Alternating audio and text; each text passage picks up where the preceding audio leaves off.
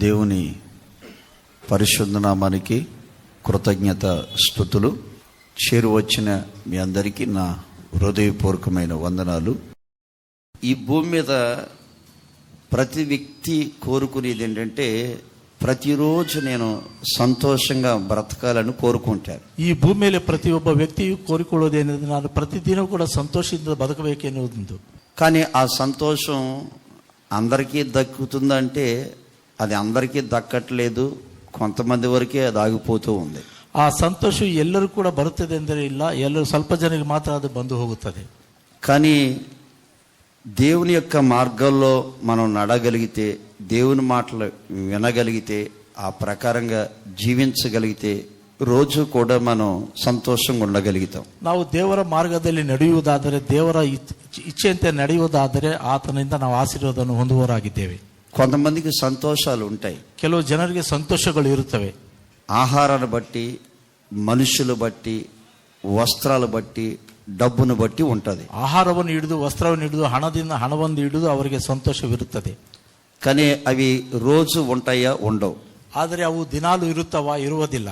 కొంతమందికి 4 రూపాయలు కనపడగానే అతి ఉత్సాహం ఉంటుంది. ಕೆಲವು ಜನರಿಗೆ 4 ರೂಪಾಯಿ ಕಂಡ ಕೂಡಲೇ ಅವರು ಬಹಳ ಉತ್ಸಾಹರಾಗಿ ಇರುತ್ತಾರೆ. ఆ 100 రూపాయలు ఖర్చు అయిపోగానే ఏదో మూలకెళ్ళి కూర్చుంటారు. ಆ 100 ರೂಪಾಯಿ ಖರ್ಚಾದ ಕೂಡಲೇ ಒಂದು ಮೂಲೆಯಲ್ಲಿ ಹೋಗಿ ಅವರು ಕುಳಿತುಕೊಳ್ಳುತ್ತಾರೆ. కొంతమందికి పలకరిస్తే సంతోషం, ಕೆಲವರಿಗೆ ಕರೆದರೆ ಅವರು ಸಂತೋಷ ಪಡುತ್ತಾರೆ.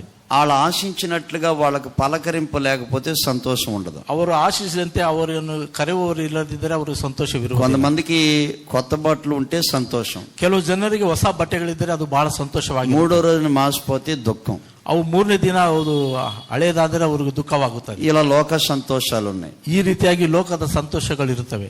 మన సంతోషం మనల్ని సంతోషభరితులుగా మార్చాలి. ನಮ್ಮ ಸಂತೋಷಭರಿತರನ್ನಾಗಿ ನಮ್ಮನ್ನು ಮಾರ್ಪಡಿಸಬೇಕು. ఒక చక్కటి మాట దేవుని వాక్యంలోంచి మనం చదువుకుందాం. ದೇವರ ವಾಕ್ಯದಿಂದ ಒಳ್ಳೆಯ ಮಾತನ್ನು ನಾವು ಓದಿಕೊಳ್ಳೋಣ. కీర్తనలు 126వ అధ్యాయం 126ನೇ ಅಧ್ಯಾಯ 3వ వాక్యాన్ని అందరూ చూసుకోండి. ಕೀರ್ತನೆಗಳು 126ನೇ ಅಧ್ಯಾಯ 3ನೇ ವಚನವನ್ನು ಎಲ್ಲರೂ ನೋಡಿಕೊಳ್ಳಿರಿ. దేవుడు మన కొరకు గొప్ప కార్యములు చేసి ఉన్నాడు. ದೇವರು ನಮಗೋಸ್ಕರ ಮಹತ್ ಕಾರ್ಯಗಳನ್ನು ಮಾಡಿದ್ದು ನಿಜ. మనము సంతోషభరితులమైతిమి, ಆದ್ದರಿಂದ ನಾವು ಸಂತೋಷವುಳ್ಳವರಾಗಿದ್ದೇವೆ. దేవుడు మన కొరకు గొప్ప కార్యాలు చేసి ఉన్నాడు. ದೇವರು ನಮಗೋಸ್ಕರ ಮಹತ್ ಕಾರ್ಯಗಳನ್ನು ಮಾಡಿದ್ದಾನೆ. మనము సంతోషభరితులమైతిమి, ನಾವು ಸಂತೋಷವುಳ್ಳವರಾಗಿದ್ದೇವೆ. ఇప్పుడు మామూలుగా నవ్వుతూ ఉంటాం. ಈಗ ನಾವು ಆಗಲೇ ನಗುತ್ತಾ ಇರುತ್ತೇವೆ. ఆ నవ్వులోనే అధికమైన సంతోషం ఉంటుంది. ಆ ನಗುವಿನಲ್ಲಿ ಅತ್ಯಧಿಕವಾದ ಸಂತೋಷವಿರುತ್ತದೆ. ఒక కొంతకాలం కిందట ఒక ఇంటికి వారు భోజనాలకు పిలిచారు, వెళ్ళానండి. ಸ್ವಲ್ಪ ಸಮಯದ ಮುಂಚೆ ಕೆಲವೊಂದು ಜನರು ಅಣ್ಣನವರನ್ನು ಭೋಜನಕ್ಕೆ ಕರೆದಿದ್ದರು, ಅಲ್ಲಿಗೆ ಹೋಗಿದ್ದರು. ఆ డైనింగ్ టేబుల్ మీద అన్ని రకాల పదార్థాలు, ఒక మాటలో చెప్పాలంటే రాజు భోజనం అనుకోండి. ಆ ಒಂದು ಡೈನಿಂಗ್ ಮೇಲೆ ಎಲ್ಲಾ ತರಹದ ಆಹಾರವನ್ನು ಅವರು ಸಿದ್ಧಪಡಿಸಿದ್ದರು. కడుపు నిండా తిన్నాం, ಹೊಟ್ಟೆ ತುಂಬ ಊಟ ಮಾಡಿದರು. ప్రార్థన చేసి బయటకు వచ్చి బైక్ స్టార్ట్ చేశానండి. ಹೊರಗಡೆ ಬಂದು ಪ್ರಾರ್ಥನೆ ಮಾಡಿ ಹೊರಗಡೆ ಬಂದು ವಾಹನವನ್ನು ಚಾಲು ಮಾಡಿದರು. వాళ్ళకు చిన్న కొడుకు ఒకడు బాబు ఉన్నాడండి. ಅವ್ರಿಗೆ ಚಿಕ್ಕ ಮಗನೊಬ್ಬಿದ್ದಾನೆ, ಅವನು ಚೆನ್ನಾಗಿದ್ದನು. ఆ డైనింగ్ టేబుల్ కాడ నేను తింటూ ఉంటే వాడు మొహం ఎలిగిపోతుందండి. ಆ ಡೈನಿಂಗ್ ಟೇಬಲ್ ಹತ್ರ ಅಣ್ಣನವರು ಊಟ ಮಾಡ್ತಿರೋ ಅವನ ಮುಖ ಒಂದು ಚೆನ್ನಾಗಿ ಕಾಣಿಸ್ತಾ ಇತ್ತು ರೀ. నేను ఏది తింటున్నానో దానికంటే ముందే వాడే తింటున్నాడు. ಅಣ್ಣನವರು ಏನು ಊಟ ಮಾಡ್ತಿದ್ರು ಅದಕ್ಕಿಂತ ಮುಂಚೆ ಆತನು ಅದನ್ನು ತಿನ್ನುತ್ತಾ ಇದ್ದನು. మొత్తం ఆడు ఇదిగో గొంతుగాడు దాకా తిన్నాడండి. ಆತನು ಕುತ್ತಿಗೆವರೆಗೆ ಊಟ ಮಾಡಿದ್ದಾನೆ ಆ ಹುಡುಗನು. నేను బైక్ స్టార్ట్ చేసిన వాడు వచ్చి చెవి కొడుకు వచ్చి అంటాడు, బాబు ఫాస్ట్ అన్న. ಅಣ್ಣನವರು ಬೈಕನ್ನು ಚಾಲು ಮಾಡಿದ್ರು. ಆತನು ಕಿವಿ ಹತ್ರ ಬಂದು ಹೇಳ್ತಿದ್ದಾನೆ, ಅಣ್ಣನವರು మా ఇంటికి వారానికి ఒక్క రోజున భోజనానికి రా అన్నాడు. ನಮ್ಮ ಮನೆಗೆ ವಾರಕ್ಕೆ ಒಂದು ಸಲ ಊಟಕ್ಕೆ ಬನ್ನಿರಿ ಎಂದು ಹೇಳಿದನು. నేను అన్నాను, ಅಣ್ಣನವರು ಹೇಳಿದರಂತೆ, ఇల్లు ఆరిపోద్దురా, ಮನೆ ಒಂದು ಆರಿ ಹೋಗುತ್ತದೆ, ఇల్లు ఆరిపోద్ది, ಮನೆ ಆರಿ ಹೋಗುತ್ತದೆ. లేదన్న నా కొరకు ప్లీజ్ వారానికి ఒకసారి అని. ಇಲ್ಲ, ನನ್ನ ಸಲುವಾಗಿ ವಾರಕ್ಕೊಂದು ಸಲ ಬರ್ರಿ ಅಣ್ಣ. నేను అన్నాను, ఎందుకు రా అని అడిగాను. ಅಣ್ಣನವರು ಕೇಳಿದಂತೆ, ಯಾತಕ್ಕೆ ಎಂದು. ఈ రోజున వంటలు రోజు మా ఇంట్లో ఉండవు. ಈ ದಿನ ಮಾಡಿದಂತ ಅಡಿಗೆಗಳು ದಿನಾಲು ನಮ್ಮ ಮನೆಯಲ್ಲಿ ಇರುವುದಿಲ್ಲ. నాకు ఎంత సంతోషం వేసిందో తెలుసా? ಅಣ್ಣ, ನನಗೆ ಬಹಳ ಸಂತೋಷವಾಗ್ತಿದೆ ಅಂತ. చేపల కూర తిన్నాను, ಒಂದು ಮೀನಿನ ಸಾರನ್ನು ತಿಂದನು, చేపల ఫ్రై తిన్నాను, ಮೀನಿನ ಫ್ರೈಯನ್ನು ತಿಂದನು, నాటుకోడి పులుసు తిన్నాను, ಒಂದು ಕೋಳಿಯ ಇದು ರಸವನ್ನು గారులు తిన్నాను, ಎಲ್ಲವನ್ನು ಊಟ ಮಾಡಿದ್ದನು, ఐస్ క్రీమ్ తిన్నాను. ಐಸ್ ಕ್ರೀಮ್ ತಿಂದನು. ఇన్ని ఎక్కడి నుంచి వస్తాయి? ಇವೆಲ್ಲ ಎಲ್ಲಿಂದ ಬರುತ್ತವೆ?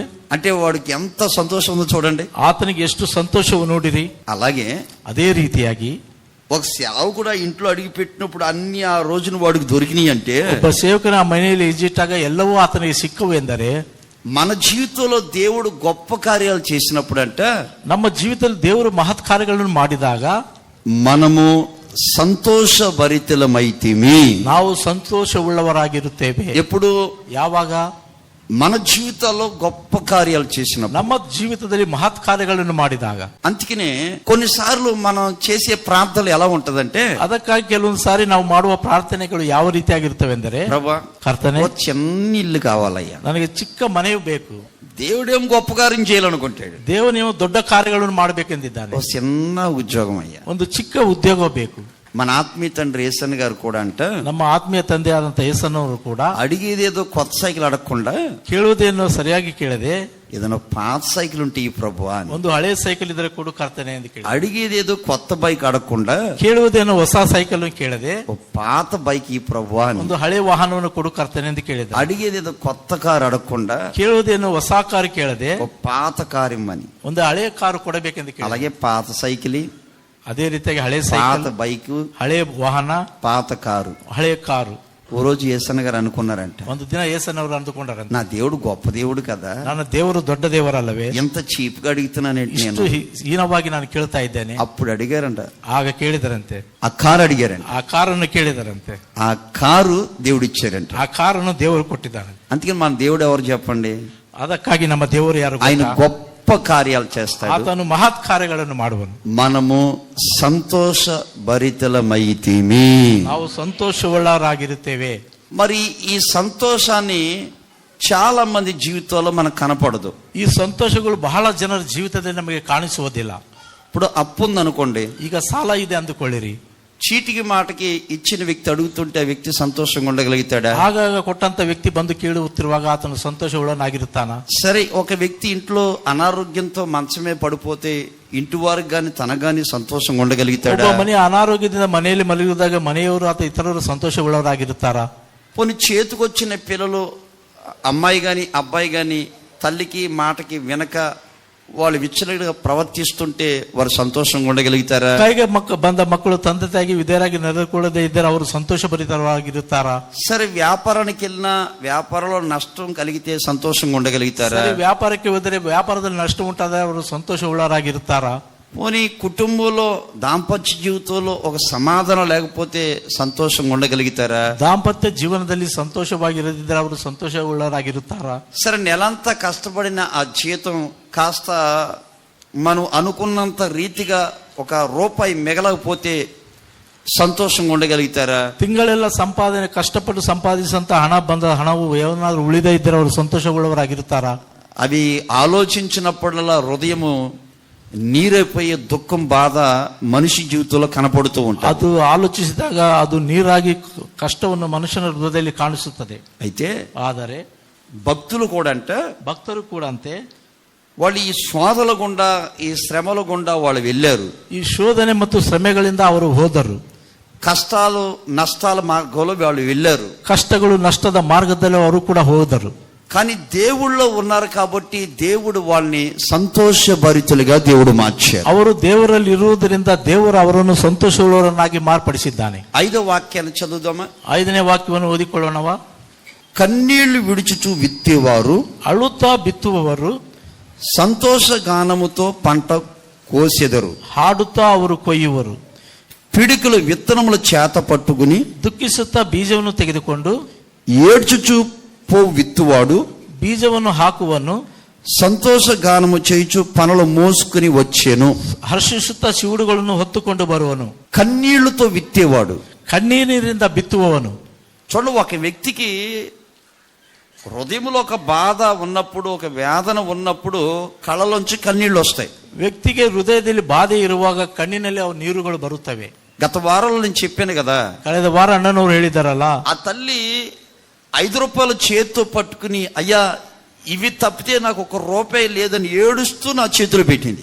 ಆ ತಾಯಿ 5 ರೂಪಾಯಿ ಮಾತ್ರ ನನ್ನಲ್ಲಿ ಇದೆ ಅಂತ ಅಳುತ್ತಾ ಅಣ್ಣನವರ ಕೈಯಲ್ಲಿ ಆ ಹಣವನ್ನು ಕೊಟ್ಟರಂತೆ. కొంతమంది చూడండి, ఆ కన్నీళ్లతో ఆ ఇంటి రెంట్ కడుతూ ఉంటారు. ಕೆಲವರು ನೋಡ್ರಿ ಕಣ್ಣೀರಿನಿಂದ ಆ ಮನೆಯ ಬಾಡಿಗೆಯನ್ನು ಕಟ್ಟುತ್ತಾ ಇರುತ್ತಾರೆ.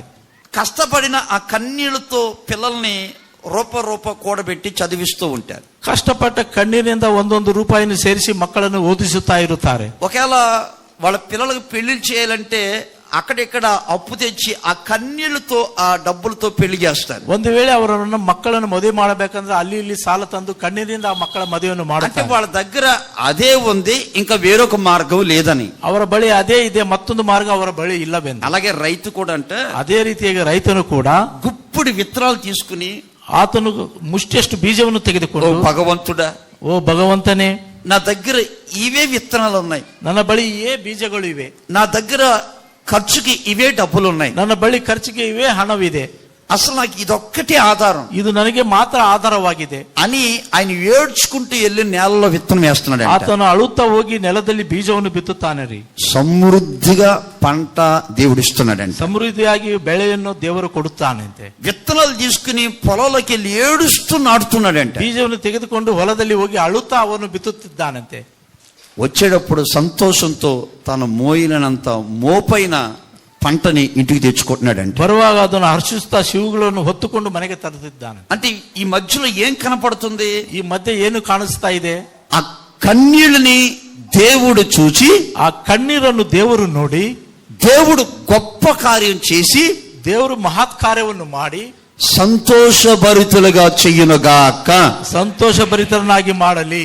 దేవుడు మనల్ని సంతోషభరితులుగా చేస్తే, ದೇವರು ನಮ್ಮನ್ನು ಸಂತೋಷಭರಿತರನ್ನಾಗಿ ಮಾಡಿದರೆ, ఆ క్షణములోనే ఎంత ప్రయాసపడ్డామో, ఎంత ఏడ్చామో, ఎంత కీడు అనుభవించామో క్షణములో మర్చిపోయేటట్లుగా దేవుడు చేస్తాడు. ಆ ಕ್ಷಣದಲ್ಲಿ ನಾವು ಎಷ್ಟು ಕಣ್ಣೀರನ್ನು ಸುರಿಸಿದ್ದೇವೆ, ಎಷ್ಟು ದುಃಖಿತರಾಗಿ ನಮ್ಮನ್ನು ಸಂತೋಷಭರಿತರನ್ನಾಗಿ ಆತನು ಮಾಡುತ್ತಾನೆ.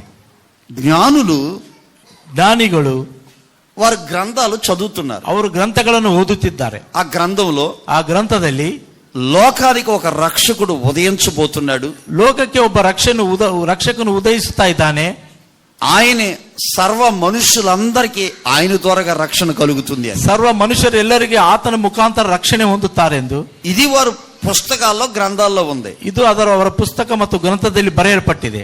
దానికి సూచనగా ఒక నక్షత్రం కూడా ఉదయిస్తుంది అనుకున్నారు. ಅದಕ್ಕೆ ಸೂಚನೆಯಾಗಿ ಒಂದು ನಕ್ಷತ್ರ ಕೂಡ ಉದಯಿಸಿದೆ ಎಂದು ಹೇಳಿದ್ದಾರಂತೆ. అలాగే ఒక రోజున ಅದೇ ರೀತಿಯಾಗಿ ಒಂದು ದಿನ ఆకాశంలో ఒక నక్షత్రం వాళ్ళకి కనపడింది. ಆಕಾಶದಲ್ಲಿ ಒಂದು ನಕ್ಷತ್ರವು ಅವರಿಗೆ ಕಾಣಿಸಿತು. ఎప్పుడో బుక్ లో చదివారు వాళ్ళు, ಯಾವಾಗೋ ಸತ್ಯವೇದದಲ್ಲಿ ಓದಿದ್ದಾರೆ ಅವರು, చదివారు, బుక్ లో చదివారు అంతే. ಅದು ಪುಸ್ತಕದಲ್ಲಿ ಓದಿದ್ದಾರೆ ಅಷ್ಟೇ. ఆ పెద్దలు ఈ పెద్దలు చెప్పలే, ಆ ಕತೆ ಈ ಕಥೆಯನ್ನು ಹೇಳಲಿಲ್ಲ.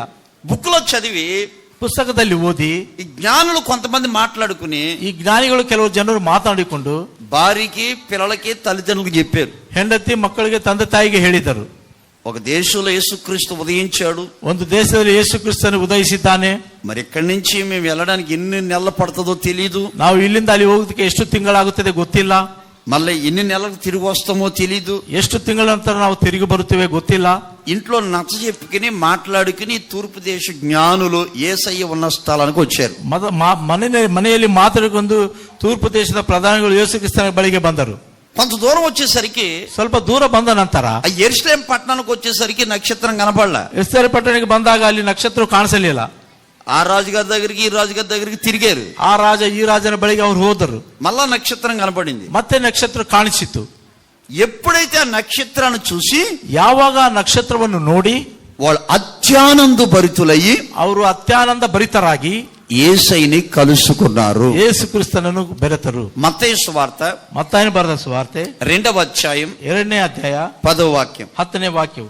అక్కడ నేను చెప్పాలనుకున్న మాట ఏందో తెలుసా? ನಾನು ಅಲ್ಲಿ ಹೇಳುತ್ತಿರುವಂತ ಮಾತು ಏನು ಗೊತ್ತಾ? వాళ్ళు ఎన్నో నెలలు ప్రయాణం చేశారు, ಅವರು ಎಷ್ಟು ತಿಂಗಳು ಪ್ರಯಾಣ ಮಾಡಿದರು, అవన్నీ మర్చిపోయి ಅವೆಲ್ಲನ್ನು ಮರೆತು ಹೋಗಿ నక్షత్రాన్ని చూసి ನಕ್ಷತ್ರವನ್ನು ನೋಡಿ వారు అత్యానంద భరితులైపోయారంట. ಅವರು ಬಹಳ ಆನಂದ ಭರಿತರಾದರಂತೆ. అంటే సంతోష భరితులైపోయారు, ಅವರು ಸಂತೋಷ ಭರಿತರಾದರು. ఈ రోజున ಈ ದಿನ నీకు ఎన్ని నష్టాలున్నా, ఎన్ని కష్టాలున్నా, ఎన్ని శోధనలు, ఎన్ని ఆపదలున్నా, ನಿಮಗೆ ಎಷ್ಟು ಕಷ್ಟಗಳು, ನಷ್ಟಗಳು, ಶೋಧನೆಗಳು, ಆಪದನೆಗಳು ಇದ್ದರೂ ఆయన నీ ఎడల గొప్ప కార్యం చేస్తే ಆತನು ನಿನ್ನ ಪರವಾಗಿ ದೊಡ್ಡ ಕಾರ್ಯವನ್ನು ಮಾಡಿದ್ದಾನೆ. మీరందరూ సంతోషభరితులవునుగాక. ನೀವೆಲ್ಲರೂ ಸಂತೋಷ ಭರಿತರಾಗಿದ್ದೀರಾ. సంతోషభరితులవునుగాక. ಸಂತೋಷ ಭರಿತರಾಗುತ್ತೀರಾ. గమనించండి, మీరు అనుకోవచ్చు, ನೀವು ಗಮನಿಸಿ ನೀವು ಹೇಳಿಕೊಳ್ಳಬಹುದು, నేను సంతోషభరితను అవ్వడానికి ఒక మంచి ఉద్యోగం ఉండాలి కదా అని, ನಾನು ಸಂತೋಷ ಭರಿತನಾಗಿರಬೇಕಾದ್ರೆ ಒಳ್ಳೆ ಉದ್ಯೋಗ ಇರಬೇಕಲ್ಲವಾ ಅಂತ, మంచి స్థలం ఉండాలి కదా అని, ಒಳ್ಳೆ ಸ್ಥಳ ಇರಬೇಕೆಂದು, మంచి వ్యాపారం ఉండాలి కదా అని, ಒಳ್ಳೆ వ్యాపాರ ಇರಬೇಕಂತ, కుటుంబం సహకరించాలి కదా అని, ಕುಟುಂಬವು ಸಹಕರಿಸಬೇಕೆಂದು, నేను ఒక స్థితిలో ఉంటేనే కదా సంతోషభరితంగా ఉండగలుగుతారని మనం ನಾವು చెప్తాం. ಒಂದು ಸ್ಥಿತಿಯಲ್ಲಿ ಇದ್ದರೆ ನಾವು ಸಂತೋಷ ಭರಿತರಾಗಿ ಇರುತ್ತೇವೆ ಎಂದು ಹೇಳುತ್ತೇವೆ, ಅನುಭವಿಸುತ್ತೇವೆ. కానీ ಆದರೆ దేవుని వాక్యానికి మన హృదయముని చోటిస్తే, ದೇವರ ವಾಕ್ಯಗಳಿಗೆ ನಮ್ಮ ಹೃದಯವನ್ನು ಅವಕಾಶ ಮಾಡಿಕೊಟ್ಟರೆ, ఆ వాక్యమే నిన్ను సంతోషభరితునిగా సంతోషభరితురాలుగా దేవుడు మారుస్తాడు. ಆ ವಾಕ್ಯವೇ ನಿಮ್ಮ ಸಂತೋಷ ಭರಿತನಾಗಿ ದೇವರು ಮಾರ್ಪಡಿಸುತ್ತಾನೆ. మనం సంతోషభరితులుగా ఉండాలి అంటే, ನಾವು ಸಂತೋಷ ಭರಿತರಾಗಿ ಇರಬೇಕಾದರೆ ఒక 4 విషయాలు దేవుని వాక్యంలోంచి మీకు అందిస్తాను. ಕೆಲವೊಂದು 4 ವಿಷಯಗಳನ್ನು ದೇವರ ವಾಕ್ಯಗಳ ಮುಖಾಂತರ ನಿಮಗೆ ತಿಳಿಪಡಿಸುತ್ತೇನೆ. ఈరోజు చాలా మంది జీవితాల్లో ముఖం పైకి నవ్వుతూ ఉన్నప్పటికీ గుండెల్లో అగాధమంతా వ్యాధుల్లో కష్టాలు నష్టాలు ప్రతి వ్యక్తిలో చోటు ಈ ದಿನ చేసుకుంటున్నారు. ಬಹಳ ಮುಖದಲ್ಲಿ ನಗು ಇರುವಾಗ ಕೂಡ ಅವರ ಹೃದಯದಲ್ಲಿ ಬಹಳ ಕಷ್ಟಗಳು ಶೋಧನೆಗಳು ಅಳವಡಿಸಿಕೊಂಡಿರುತ್ತಾರೆ. కొన్నిసారి మనుషులు ఏమన్నా అనుకుంటారేమని పైకి నవ్వేవాడు ఉన్నారు. ಕೆಲವೊಂದು ಸಾರಿ ಮನುಷ್ಯರು ಏನೊಂದು ಅಂದುಕೊಳ್ತಾರೆ ಎಂದು ಮೇಲೆ ಅವರು ನಗುತ್ತಾ ಇರುತ್ತಾರೆ. కానీ మనం ఆరాధిస్తున్న దేవుడు ఈ రోజున నీ నోటి నిండా గొప్ప నవ్వు కలగ చేయునుగాక. ಆದರೆ ನಾವು ಆರಾಧಿಸುವ ದೇವರು ಈ ದಿನ ನಿಮ್ಮ ಮುಖದಲ್ಲಿ ಒಳ್ಳೆ మీ నాలుక ఆనంద గానాలతో నింపబడునుగాక. ಆಮೆನ್. మీరందరూ సంతోష భరితులుగా నా దేవుడు చేయునుగాక. ಆಮೆನ್. మొదటి మాట, ಮೊದಲನೇ ಮಾತು, కీర్తనలు ಕೀರ್ತನೆಗಳು 31వ అధ్యాయం 31ನೇ ಅಧ್ಯಾಯ 7వ వాక్యం.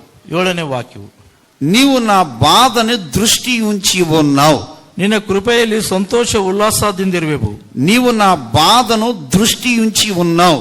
ನೀವು ನನ್ನ ಬಾಧೆಯನ್ನು ದೃಷ್ಟಿಸುತ್ತಾ ಇದೆಯಾ. నా ప్రాణ బాధలను ನನ್ನ ಪ್ರಾಣದ ಬಾಧೆಯನ್ನು నీవు కనిపెట్టి ఉన్నావు. ಕುಗ್ಗುವವರೆಗೂ ನೀನು ನೋಡಿದ್ದೀಯಾ. కావున ಆದ್ದರಿಂದ నీ కృపను బట్టి ನಿನ್ನ ಕೃಪೆಯನ್ನು ಹಿಡಿದು నేను ఆనందభరితుడినై సంతోషించెదను. ನಾನು ಆನಂದ ಭರಿತನಾಗಿ ಸಂತೋಷ ಪಡುತ್ತೇನೆ. ఎవరిస్తాను నేను దీన్ని? ఇక్కడ ಇಲ್ಲಿ దావీదు దేవునితో చెప్తున్నాడు. ದಾವೀದನು ದೇವರೊಟ್ಟಿಗೆ ಹೇಳುತ್ತಾ ಇದ್ದಾನೆ. ఏమని చెప్తున్నాడో తెలుసా? ಏನೆಂದು ಹೇಳುತ್ತಿದ್ದಾನೆ ಗೊತ್ತಾ? దేవుడా, ದೇವರೇ, నా హృదయములో ఒక బాధ ఉంది, ఆ బాధ మీద నీవు కనుదృష్టి నిలిపావు. ನನ್ನ ಹೃದಯದಲ್ಲಿ ಒಂದು ಬಾಧೆ ಇದೆ, ಆ ಬಾಧೆಯ ಮೇಲೆ ನಿನ್ನ ಕಣ್ಣು ದೃಷ್ಟಿಯನ್ನು ಇಡಬೇಕೆಂದು. నా ప్రాణములో ఉన్న బాధని నువ్వు కనిపెడుతున్నావు. ನನ್ನ ಪ್ರಾಣದಲ್ಲಿಂತ ಬಾಧೆಯನ್ನು ನೀನು ತೋರಿಸುತ್ತಾ ಇದೆಯಾ. అందుకు నేను ಅದಕ್ಕಾಗಿ ನಾನು ఆనందభరితుడిగా మార్చబడ్డాను. ಆನಂದ ಭರಿತನಾಗಿ ಮಾರ್ಪಟ್ಟಿದ್ದೇನೆ. సంతోషకరమైన జీవితాన్ని నీవు నాకు దయచేశావు. ಸಂತೋಷಕರವಾದ ಜೀವಿತವನ್ನು ನೀನು ನನಗೆ ದಯಪಾಲಿಸಿದೆಯಾ. అంటే ఇప్పుడు దావీదు ఏం చేస్తున్నారంటే, ಅಂದ್ರೆ ಈಗ ದಾವೀದನು ಏನು ಮಾಡುತ್ತಿದ್ದಾನೆಂದರೆ, 1వ వాక్యంలో దేవుని దగ్గర మోకరించి చేతులు పైకెత్తి ప్రార్థన చేస్తున్నాడు. 1ನೇ ವಾಕ್ಯದಲ್ಲಿ ದೇವರಿಗೆ ಮೊಣಕಾಲು ಊರಿ ಕೈಗಳನ್ನು ಎತ್ತಿ ದೇವರಿಗೆ ಪ್ರಾರ್ಥನೆ ಮಾಡುತ್ತಾ ಇದ್ದಾನೆ. అంటే ప్రార్థన ద్వారాగానే దేవుడు మనల్ని సంతోషభరితులుగా మారుస్తాడు. ಪ್ರಾರ್ಥನೆ ಮುಖಾಂತರ ದೇವರು ನಮ್ಮನ್ನು ಸಂತೋಷ ಭರಿತರನ್ನಾಗಿ ಮಾಡುತ್ತಾನೆ. తల పైకెత్తండి, నేను చెప్పే మాట అర్థమవుతుందా? ప్రార్థన ద్వారాగానే మన జీవితాన్ని సంతోషభరితులుగా దేవుడు మారుస్తాడు. ಪ್ರಾರ್ಥನೆ ಮುಖಾಂತರವಾಗಿ ನಮ್ಮ ಜೀವಿತವನ್ನು ಸಂತೋಷ ಭರಿತನಾಗಿ ದೇವರು ಮಾರ್ಪಡಿಸುತ್ತಾನೆ. ఏ మనుషుల వల్ల మనం సంతోషభరితులుగా మార్చబడలేం. ಯಾವ ಮನುಷ್ಯನಿಂದ ನಾವು ಸಂತೋಷ ಭರಿತರಾಗಿ ಮಾಡಕ್ಕೆ ಆಗುವುದಿಲ್ಲ. వెండి బంగారాల వల్ల, అంతస్తుల వల్ల మనిషి సంతోషభరితులుగా ఉండలేరు. ಬೆಳ್ಳಿ ಬಂಗಾರದಿಂದ ಮನುಷ್ಯನು ಸಂತೋಷವಾಗಿರಲು ಸಾಧ್ಯವಿಲ್ಲ. ఫరో రాజు ఉన్నాడు. ಫರೋ ರಾಜನಿದ್ದಾನೆ. ఎన్నుంటి ఏ సుఖం చిన్న కలకి కలవరపడ్డాడు. ಎಷ್ಟಿದ್ದರೆ ಏನು ಚಿಕ್ಕ ಕನಸಿಗೆ ಆತನು ಕಳವಳಗೊಂಡನು. నెబుకద్నెజర్ రాజు ఉన్నాడు. ರಾಜನಿದ್ದಾನೆ. ఎన్నుంటి ఏ సుఖం ఒక చిన్న కలకి ఆధారపడిపోయాడు. ಎಷ್ಟಿದ್ದರೆ ನಾನು ಚಿಕ್ಕ ಒಂದು ಕನಸಿಗೆ ಆತನು ಹೆದರಿ ಹೋದನು. ఇలా ధనవంతులైనా శ్రీమంతులైనా సామంతులైనా అనేకులు ఏడుస్తూ కూర్చున్నారు. ಈಗ ಧನವಂತರಾದ ಶ್ರೀಮಂತರಾದ ಅನೇಕರು ಅಳುತ್ತಾ ಕುಳಿತುಕೊಂಡಿದ್ದರು. కానీ ప్రార్థన చేసే వ్యక్తి మాత్రం సంతోషభరితుడిగా దేవుడు మారుస్తాడు. ಆದರೆ ಪ್ರಾರ್ಥನೆ ಮಾಡೋ ವ್ಯಕ್ತಿಯನ್ನು ಸಂತೋಷಭರಿತನಾಗಿ ದೇವರು ಮಾರ್ಪಡಿಸುತ್ತಾನೆ. ఎలాగో చెప్తాను వినండి. ಯಾವ ರೀತಿಯಾಗಿ ಅನ್ನೋದು ಹೇಳ್ತಾರೆ ಕೇಳಿರಿ. దేవుడు ఎవరైతే ప్రార్థన చేస్తున్నారో ఆ ప్రార్థన మీద ఎవరైతే తమ కష్ట సుఖాలు దేవునితో చెప్పుకుంటారో ఆ ప్రార్థన మీద దేవుడు కనుదృష్టి నిలుపుతాడు. ಯಾರು ತಮ್ಮ ಕಷ್ಟ ಸುಖಗಳನ್ನು ದೇವರಿಗೆ ತಿಳಿಯಪಡಿಸ್ತಾರೆ ಅವರ ಪ್ರಾರ್ಥನೆ ಮೇಲೆ ದೇವರು ಕಣ್ಣೀರಿರ್ತಾನೆ. సపోజ్ అన్న తల్లి ఉన్నారండి. ಅಣ್ಣ ತಾಯಿಯವರಿದ್ದಾಳ್ರಿ.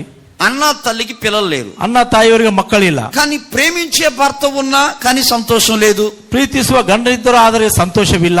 మంచి వస్త్రాలున్నా చేతి నిండా డబ్బులున్నా మంచి తిండున్నా ఆమెకు సంతోషం లేదు. ವಸ್ತ್ರಗಳಿದ್ದರೂ ಒಳ್ಳೆ ತಿಂಡಿದ್ದರೂ ಕೈ ತುಂಬ ಹಣವಿದ್ದರೂ ಅವರಿಗೆ ಸಂತೋಷವಿಲ್ಲ. ఓ రోజు నేను పొలా నుంచి ఇంటికి వచ్చేసరికి ఈమె ఏడుస్తూ కూర్చున్నది. ಒಂದು ದಿನ ಆತ ಹೊಲದಿಂದ ಮನೆಗೆ ಬಂದಾಗ ಇವರು ಅಳುತ್ತಾ ಕುಳಿತುಕೊಂಡಿದ್ದರು. ఆమెను ఓదార్చడానికి, ధైర్యపరచడానికి, ఆదరించడానికి భర్త ఇలా అంటున్నాడు. ಅವರನ್ನು ಆಧರಿಸುವುದಕ್ಕಾಗಿ ಗಂಡನು ಈಗ ಅವಳಿಗೆ ಹೇಳ್ತಾ ಇದ್ದಾನೆ, 10 మంది కుమారుల కంటే నేను నీకు విశేషమైన వాడిని కాదా? 10 ಜನ ಮಕ್ಕಳಿಗಿಂತ ನಾನು ವಿಶೇಷವಾದವನಲ್ಲವೇ? ఎందుకు ఏడుస్తున్నా? ఏడుపుమాని భోంచే అన్నాడు. ಯಾಕೆ ಅಳುತ್ತಾ ಇದ್ದೀಯ? ಸುಮ್ಮನಿದ್ದು ಊಟ ಮಾಡೆಂದು ಹೇಳಿದನು. అతని మాటలు బట్టి కూడా ఆమెకి ధైర్యం లేదు, ఓదార్పు లేదు. ಆತನ ಮಾತಿನಿಂದ ಆಕೆಗೆ ಧೈರ್ಯವಿಲ್ಲ, ಒಂದು ಸಮಾಧಾನ ಪಡಿಸುವುದಿಲ್ಲ. కొన్ని ఇతరుల ప్రార్థనల వల్ల కూడా ఆమెకి ధైర్యం లేదు, ఓదార్పు లేదు. ಬೇರೆಯವರ ಪ್ರಾರ್ಥನೆಗೆ ಆಕೆಗೆ ಧೈರ್ಯವಿಲ್ಲ, ಒಂದು ಸಮಾಧಾನ ಪಡಿಸುವುದಿಲ್ಲ. అయితే ఒక్క రోజున మాత్రం ಆ ದಿನ ಒಂದು ದಿನ ಮಾತ್ರ చిన్నగా మందిరానికి వెళ్ళి ನಿಧಾನವಾಗಿ ಮಂದಿರಕ್ಕೆ ಹೋಗಿ ఏ విషయములో బాధపడుతుందో అదే విషయాన్ని దేవునికి చెప్పింది. ಯಾವ ವಿಷಯದಲ್ಲಿ ಆಕೆ ಬಾಧೆ ಪಡುತ್ತಿದೆ ಅದೇ ವಿಷಯನು ಆಕೆ ದೇವರಿಗೆ ಹೇಳಿದಳು. బాధ మీద కన్ను దృష్టి దేవుడు నిలిపాడు. ಆ ಬಾಧೆ ಮೇಲೆ ಕಣ್ಣಿನ ದೃಷ್ಟಿ ದೇವರು ಇಟ್ಟಿದ್ದನು. మందిరానికి వెళ్ళేటప్పుడు ఏడ్చుకుంటూ వెళ్ళింది. ಮಂದಿರಕ್ಕೆ ಹೋಗುವಾಗ ಅಳುತ್ತಾ ಹೋದಳು. ఇంటికి వెళ్ళేటప్పుడు సంతోషంగా తిరిగి వెళ్ళింది. ಮನೆಗೆ ಹೋಗುವಾಗ ಸಂತೋಷವಾಗಿ ತಿರುಗಿದಳು. గమనించండి, ಗಮನಿಸಿರಿ. శారా తల్లి కూడా అంతే. ಶಾರಾ ತಾಯಿ ಕೂಡ ಅಷ್ಟೇ. తనకు బిడ్డలు లేక బాధపడుతూ ఉంది. ತನಗೆ ಮಕ್ಕಳಿല്ലെಂದು ಬಾಧೆ ಪಡುತ್ತಾ ಇದ್ದಳು. సరే యేసేపు దగ్గరకు వద్దాం. ಸರಿ, ಯೋಷೇಬನ ಬಳಿಗೆ ಬರೋಣ. యేసేపు బాధ ఏంటో తెలుసా? ಯೋಷೇಬನ ಬಾಧೆ ಏನು ಗೊತ್ತಾ? తండ్రి ప్రేమకు దూరం అయిపోయాడు. ತಂದೆಯ ಪ್ರೀತಿಗೆ ದೂರವಾದನು. తల్లి ప్రేమకు దూరం అయిపోయాడు. ತಾಯಿಯ ಪ್ರೀತಿಗೆ ದೂರವಾದನು. అన్నయ్యలు కూడా బాధించి వేధించి గాయపరిచారు. ಅಣ್ಣನವ್ರಿಗೆ ಬಾಧೆ ಪಡಿಸಿ ವೇದನೆ ಪಡಿಸಿ ಅವರನ್ನು ಗಾಯಪಡಿಸಿದರು. కానీ యేసేపు ಆದರೆ ಯೋಷೇಬನು చెరసాల్లో అయినా సంతోషంగా ఉన్నాడు. ಸೆರೆಮನೆಯಲ್ಲಿ ಆದರೂ ಸಂತೋಷದಿಂದಿದ್ದನು. పొత్తిఫర్ ఇంట్లోనైనా సంతోషంగా ఉన్నాడు. ಪೋತಿಫರನ ಮನೆಯಲ್ಲಿ ಕೂಡ ಸಂತೋಷವಾಗಿದ್ದನು. ఐగుప్తులో రాజ్యంలో కూడా సంతోషంగా ఉన్నాడు. ಐಗುಪ್ತ ರಾಜ್ಯದಲ್ಲಿ ಕೂಡ ಆತನು ಸಂತೋಷದಿಂದ. కారణం ఏంటో తెలుసా? ಕಾರಣವೇನು ಗೊತ್ತಾ?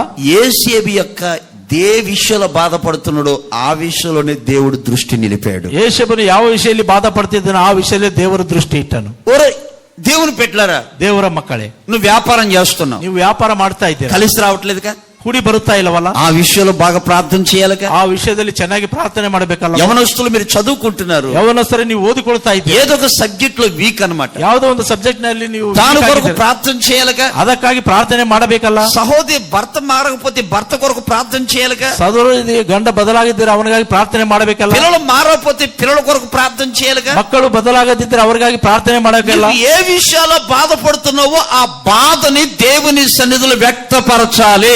ಯಾವ ವಿಷಯದಲ್ಲಿ ನೀವು ಬಾಧೆ ಪಡ್ತೀರ ಆ ಬಾಧೆಯನ್ನು ದೇವರ ಸನ್ನಿಧಿಯಲ್ಲಿ ನೀವು ವ್ಯಕ್ತಪಡಿಸಬೇಕು. అలా వ్యక్తపరిచినప్పుడు ಆ ರೀತಿಯಾಗಿ ನೀವು ತಿಳಿಪಡಿಸಿದಾಗ దేవుడు దృష్టి నిలిపి ದೇವರು ದೃಷ್ಟಿಯನ್ನಿಟ್ಟು నీ ప్రాణ బాధ అయినా, ನಿಮ್ಮ ಪ್ರಾಣ నీ ಬಾಧೆಯನ್ನಾದರೂ, గుండెల్లో ఉన్న బాధ అయినా ನಿನ್ನ ಹೃದಯದಲ್ಲಿರುವಂತಹ ಬಾಧೆಯನ್ನು దాన్ని దేవుడు సంతోషభరితులుగా మార్చునుగాక. ಅದನ್ನು ದೇವರು ಸಂತೋಷಭರಿತನಾಗಿ మార్చునుగాక.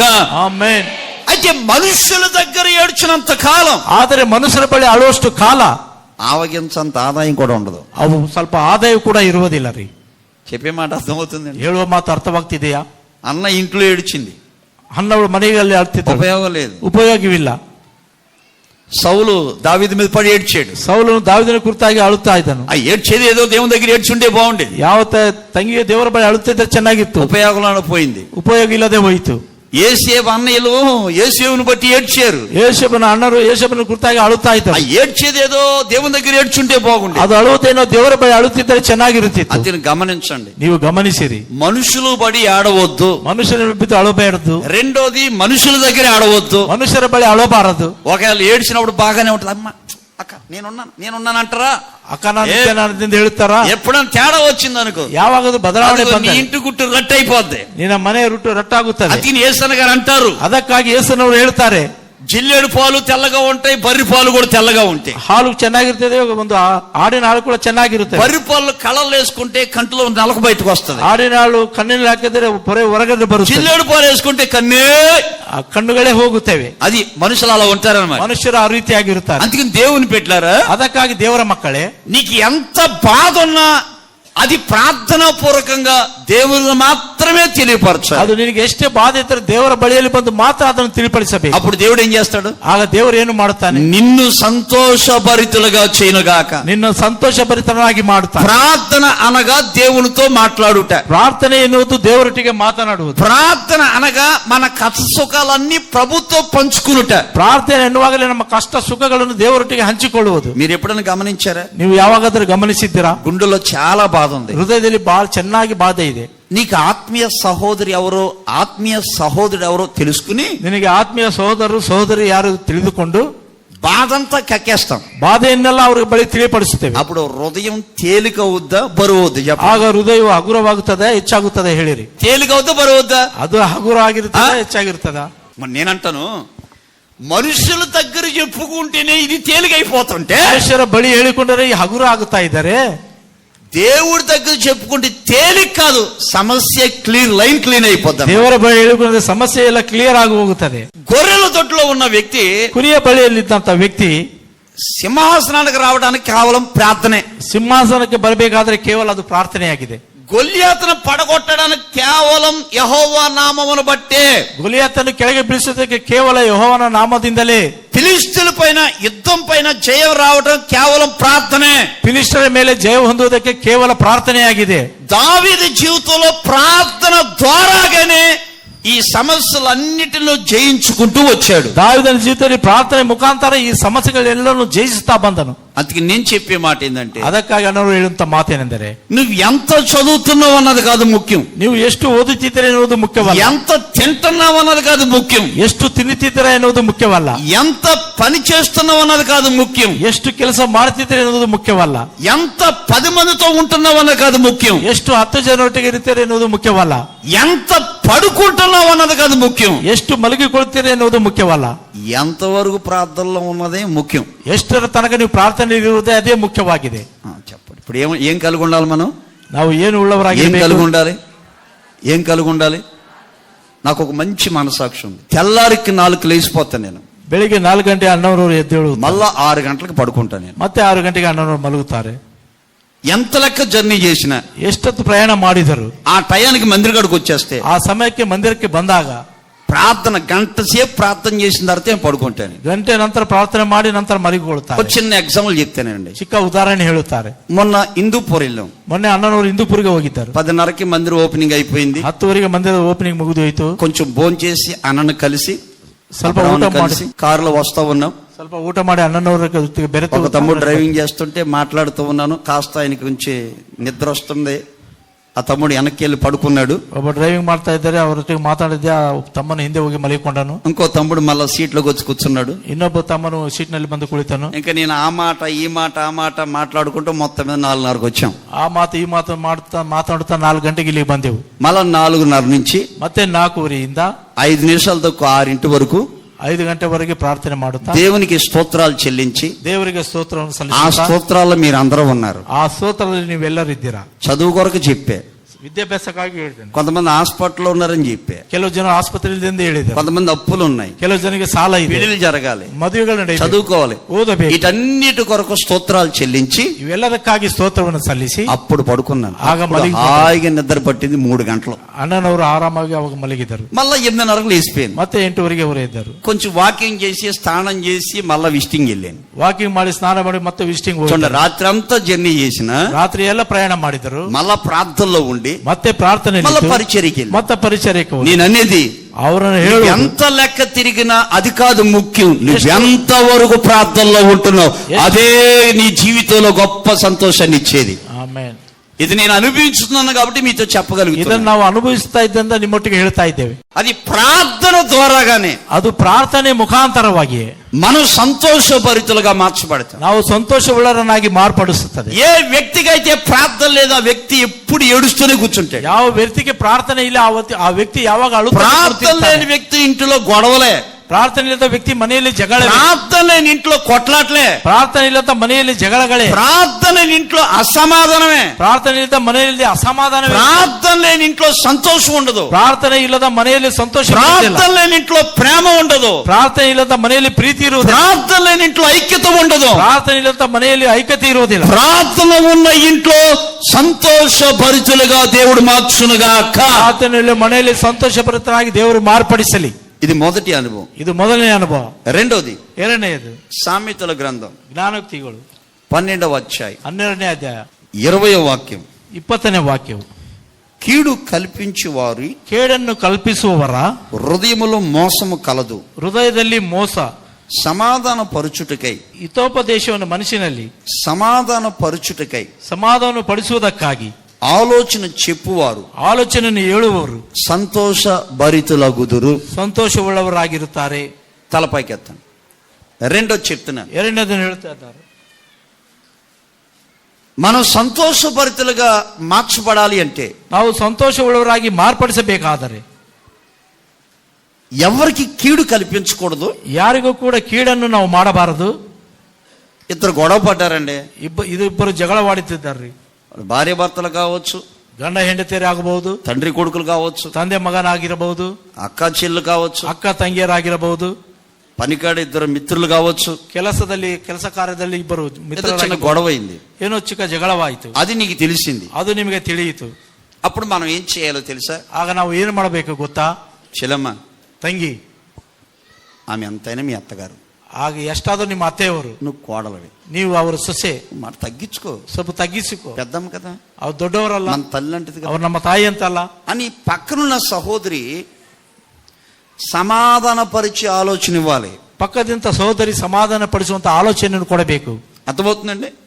అలా కాక ಆ ರೀತಿ ಆಗದೆ తిడుతున్నా నిన్ను, ಬೈತಿದ್ದಾಳೆ ನಿನ್ನನ್ನು, పడుకున్నప్పుడు ಮಲಗಿಕೊಂಡಾಗ ದಿಂಡೇసి తొక్కి అను ದಿಂಡನ್ನು ಹಾಕಿ ತುಳಿದು ಬಿಡು ಎಂದು నేను తిడుతున్నా.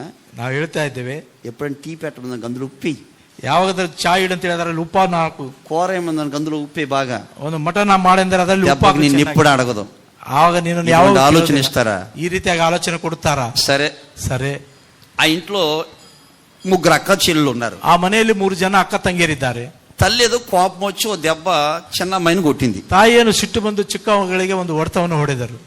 ఈ పెద్దమ్మాయి అంటది వెళ్ళి, ಈಗ ದೊಡ್ಡವರು ಹೇಳ್ತಾಳೆ, ముచ్చుమొహందానా, ನಿನ್ನ ಮಕ್ಕಳು ನೋಡು, నువ్వంటే అమ్మకి ఇష్టం లేదు, ನೀನಂದರೆ ತಾಯಿಗೆ ಇಷ್ಟವಿಲ್ಲ, అంటే అమ్మకి అంత ನಾನಂದರೆ ప్రేమో, ತಾಯಿಗೆ ಎಷ್ಟೋ ಇಷ್ಟ, అమ్మకి ఎంత ఇష్టమో. ಅಮ್ಮಳಿಗೆ ಎಷ್ಟೋ ಇಷ್ಟ. ఇప్పుడు పుండి మీద కారం వేసినట్టు ఏం వేసినట్టు ಹುಣ್ಣಿನ ಮೇಲೆ ಖಾರವನ್ನು ಹಾಕಿದಾಗ ಏನು చెప్పండి, ఏం వేసినట్టు? ಹೇಳಿರಿ, ಏನು ಹಾಕಿದಾಗ? అలా కాక ಆ ರೀತಿ ಆಗದೆ. చెల్లమ్మ, ತಂಗಿ, అమ్మే కదా అందే, ತಾಯಿ ಅಲ್ಲ ಹೇಳಿದ್ದು, నిన్నంటే ఒకటే నన్నంటే ఒకటే ನಿನ್ನ ಅಂದರು ಒಂದೇ, ನನ್ನನ್ನು ಹೇಳಿದ್ರು అని మనం అని పట్టించుకోకూడదు. ನಾವನ್ನು ಹಿಡಿಸ್ಕೊಳ್ಳಬಾರದು. మన అమ్మే కదా, మా నాన్నే కదా, ನಮ್ಮ ತಂದೆ ನಮ್ಮ ತಾಯಿ అని ಅಲ್ಲವೇ సమాధాయించాలి, ಅಂತ ಸಮಜಾಯಿಸಬೇಕು, సమాధాన పరచాలి. ಸಮಾಧಾನ ಪಡಿಸಬೇಕು. లేక తల్లి దగ్గరికి తండ్రి దగ్గరికి తీసుకెళ్ళాలి. ಇಲ್ಲ ತಂದೆ ತಾಯಿಯರ ಬಳಿ ಕರೆದುಕೊಂಡು ಹೋಗಬೇಕು. పొల్ల పెట్టామనుకో, ಕಡ್ಡಿಯನ್ನು ಇಟ್ಟರೆ, అగ్గుపొల గీసామనుకో, ಕಡ್ಡಿಯನ್ನು ಹಚ್ಚಿ దూరం చేసామనుకో, ಅದನ್ನು ಹಾಕಿದರೆ దాని అర్థం మనం సంతోషాన్ని కోల్పోతాం. ನಾವು ಸಂತೋಷವನ್ನು ಕಳೆದುಕೊಳ್ಳುತ್ತೇವೆ. గమనించండి, ಗಮನಿಸಿರಿ. ఒక చేతి పనులైనా, ಒಂದು ಕೈ ಕೆಲಸವಾದರೂ, ఒక చోట ఉద్యోగం చేస్తున్నా, ಒಂದು ಕಡೆ ಉದ್ಯೋಗ ಮಾಡ್ತಾ ಇದ್ದರು, ఇరుగు పొరుగు వారితో ఉన్నా, ಅಕ್ಕಪಕ್ಕದವರೊಟ್ಟಿಗಿದ್ದರು, నీవెక్కడుంటే అక్కడ అనేకులు నీ వల్ల సమాధాన ఆలోచన చేత ఆ ఇల్లు కట్టబడాలి. ನೀವು ಎಲ್ಲಿದ್ದರೂ ನಿಮ್ಮ ಮುಖಾಂತರ ಅವರ ಒಂದು ಆಲೋಚನೆ ಮನೆಯನ್ನು ಕಟ್ಟಿಕೊಳ್ಳಬೇಕು. ఆ వ్యక్తులు కట్టబడాలి. ಆ ವ್ಯಕ್ತಿಗಳು ಕಟ್ಟಲ್ಪಡಬೇಕು.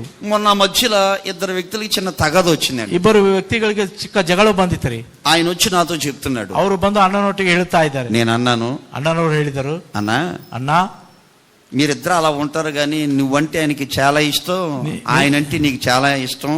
ನೀವಿద్దరు ಆ ರೀತಿಯಾಗಿದ್ದಾರೆ, ಅವರಂದ್ರೆ ನಿಮಗೆ ಬಹಳ ಇಷ್ಟ, ನೀವೆಂದ್ರೆ ಅವರಿಗೆ ಬಹಳ ಇಷ್ಟ. సహజంగా వస్తా ఉంటాయన్నా, మనం పట్టించుకోకూడదు, సాతంగాడు సోటు ఇవ్వకూడదు. ಈ ಸಹಜವಾಗಿ ಬರ್ತಿರ್ತೇವೆ ನಾವು, ಸೈತಾನಿಗೆ ಸ್ಥಳವನ್ನು ಕೊಡಬಾರದು. మనం దేవుని పెట్టలన్నా కలిసి ఉండాలి, మనం ನಾವು ದೇವರ ಮಕ್ಕಳನ್ನ ನಾವು ಜೊತೆಯಾಗಿರಬೇಕು అని చెప్పి ఈయన కాస్త రుద్దేసరికి ಅಣ್ಣನವ್ರಿಗೆ ಹೇಳಿ ಸ್ವಲ್ಪ ತಿಕ್ಕಿದಾಗ, అంత మునిపి అగ్గిలాగా మండుతున్నాడు, ఇప్పుడు ఐస్ క్రీమ్ లాగా మారిపోయాడు.